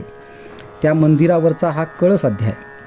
आता या कळस अध्यायात मागील 30 अध्यायात आलेल्या सर्व कथाभागांचा आढावा घेत आहे. पद्मपुराणाशी संमत अशा ह्या ग्रंथाच्या पहिल्या अध्यायात नैमिषारण्यात सूत पुराणिक या अधिक मासाची माहिती सांगतात. हा भाग आलेला आहे. लक्ष्मीनारायण संवादातून मलमासाचा जन्म, या महिन्यातली व्रते, उपासना इत्यादी सांगण्यास प्रारंभ केलेला आहे. दुसऱ्या अध्यायात गोमाता वर्णन, इंद्राचे गर्वहरण, गायीचे मुख अमंगल का हे सांगितले आहे. तिसऱ्या अध्यायात देव गायीच्या पोटी का लपले, पौलवांनी कुणाला शाप दिला ती कथा सांगितली आहे. ब्राह्मण दानाला कोणता ब्राह्मण योग्य हे सांगणारा अध्याय हा चौथा. 5व्या अध्यायात एक गाय दोघांना दान देणाऱ्या अन ब्राह्मणाच्या शापाने सरडा झालेल्या मृगराजाची कथा वर्णन केली आहे. 6व्या अध्यायात विझणारा दीप पुनर्प्रकाशित करणाऱ्या मांजराची उद्धरण कथा आहे. शांकली ब्राह्मणाच्या 2 भिन्न प्रवृत्तीच्या बायकांची कथा आहे, ती 7व्या अध्यायात. ब्राह्मण पाणी म्हणून वारुळातल्या शेषाला दूध पाजतो, शेषनारायण त्याला प्रसन्न होतात, ही 8व्या अध्यायाची कथा आहे. 9व्या अध्यायात मही स्मृतीतील वृद्धा आपल्या पुण्याईने तुरीजयाचा उद्धार करते. तुरीजया काशीनगर येथे काशीनाथ होऊन पुढील जन्म देते. वृद्धेचा काशीत उद्धार होतो इत्यादी भाग 10व्या अध्यायात येतो. 11व्या अध्यायात अधिक मासामधील पुण्यकारक 5 पर्वांची माहिती आहे. 12व्या अध्यायात पौर्णिमा आणि अमावस्या या पर्वणींचा भाग आहे. दशमी ते द्वादशी व्रताचे महात्म्य हे 13व्या अध्यायात वर्णन केलेले आहे. अंबरीश राजाची कथा ही 14व्या अध्यायाचा विषय आहे. 15व्या अध्यायात द्वादशी व्रत करणारे प्रभू राम हे त्याच दिवशी शतमुखी रावणाला मारून लंकेची गादी बिभीषणाला परत देतात, हा कथाभाग वर्णन केलेला आहे. 16व्या अध्यायात इंद्र अप्सरेची शापातून मुक्तता, ऋषिकन्येकडून उद्धाराची कथा येते व 3 दिवसाच्या पुण्याईचे दान करून धर्मशर्मा पिशाच्याचे उद्धरण करतो, हा कथाभाग 17व्या अध्यायात आलेला आहे.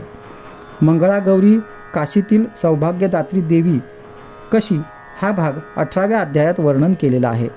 19व्या अध्यायात ब्रह्मराक्षसाचा 3 दिवसांत त्याच्या पुण्याने उद्धार हे वर्णन आलेले आहे. 20व्या अध्यायात स्नान पुण्य महिमा वर्णन केलेलं आहे. 21व्या अध्यायात विप्रसेवा पवित्र स्नान इत्यादी कर्मे करून ज्याचे कुष्ठ बरे झाले त्या सेवकाची कथा आहे. 22, 23 आणि 24 या 3 अध्यायात धर्मशर्माची कथा त्याच्या मुलीची मानसपुत्राकडून विचित्र ब्रह्मलिखितापासून सोडवणूक आणि त्यांचा उद्धार हा सर्व कथा भाग आलेला आहे. पार्वती देवी आणि सखी अरुंधती यांच्या संवादातून गौरी पंचक व्रताची कथा ही 25व्या अध्यायात सांगितली आहे. 26व्या अध्यायामध्ये यशोमती आणि गुणवंती यांची कथा आली आहे. 27व्या अध्यायात वीर नावाच्या हिंसक वृत्तीच्या माणसाचे मनपरिवर्तन, त्याने अधिक मासात केलेल्या विष्णूपूजन, त्याचा झालेला उद्धार हा भाग वर्णन करून सांगितलेला आहे. पतिव्रतेचा धर्म आणि भिल्लिणीकडून ब्रह्मकुमारांचा तापशमन हा भाग 28व्या अध्यायात वर्णन केलेला आहे. अधिक मासांतर्गत केलेल्या उपासना व्रते यांचे उद्यापन कसे करावे ते 29व्या अध्यायात सांगितले आहे. 30व्या अध्यायात बृहन्नारदीय पुराणातील द्रौपदीची कथा, पांडवांचा वनवास, द्रौपदीला शाप, गतजन्म इत्यादी वर्णन केलेले आहे. सर्व अध्यायांचे समालोचन करणारा हा कळस अध्याय म्हणजेच हा 31वा अध्याय आहे. आणि शेवटी या अधिक मास उपासनारूपी नौकेत सर्वांनी स्वार व्हावे, लौकिक जीवनात सर्व सुखे प्राप्त करून घ्यावीत व अंती मोक्षाचे मानकरी व्हावे अशी नम्र विनंती करीत ही ग्रंथलेखन सेवा जनता जनार्दनाच्या पायांवर विनम्र भावे अर्पण केली आहे. हरये नमः, हरये नमः, हरये नमो नमः.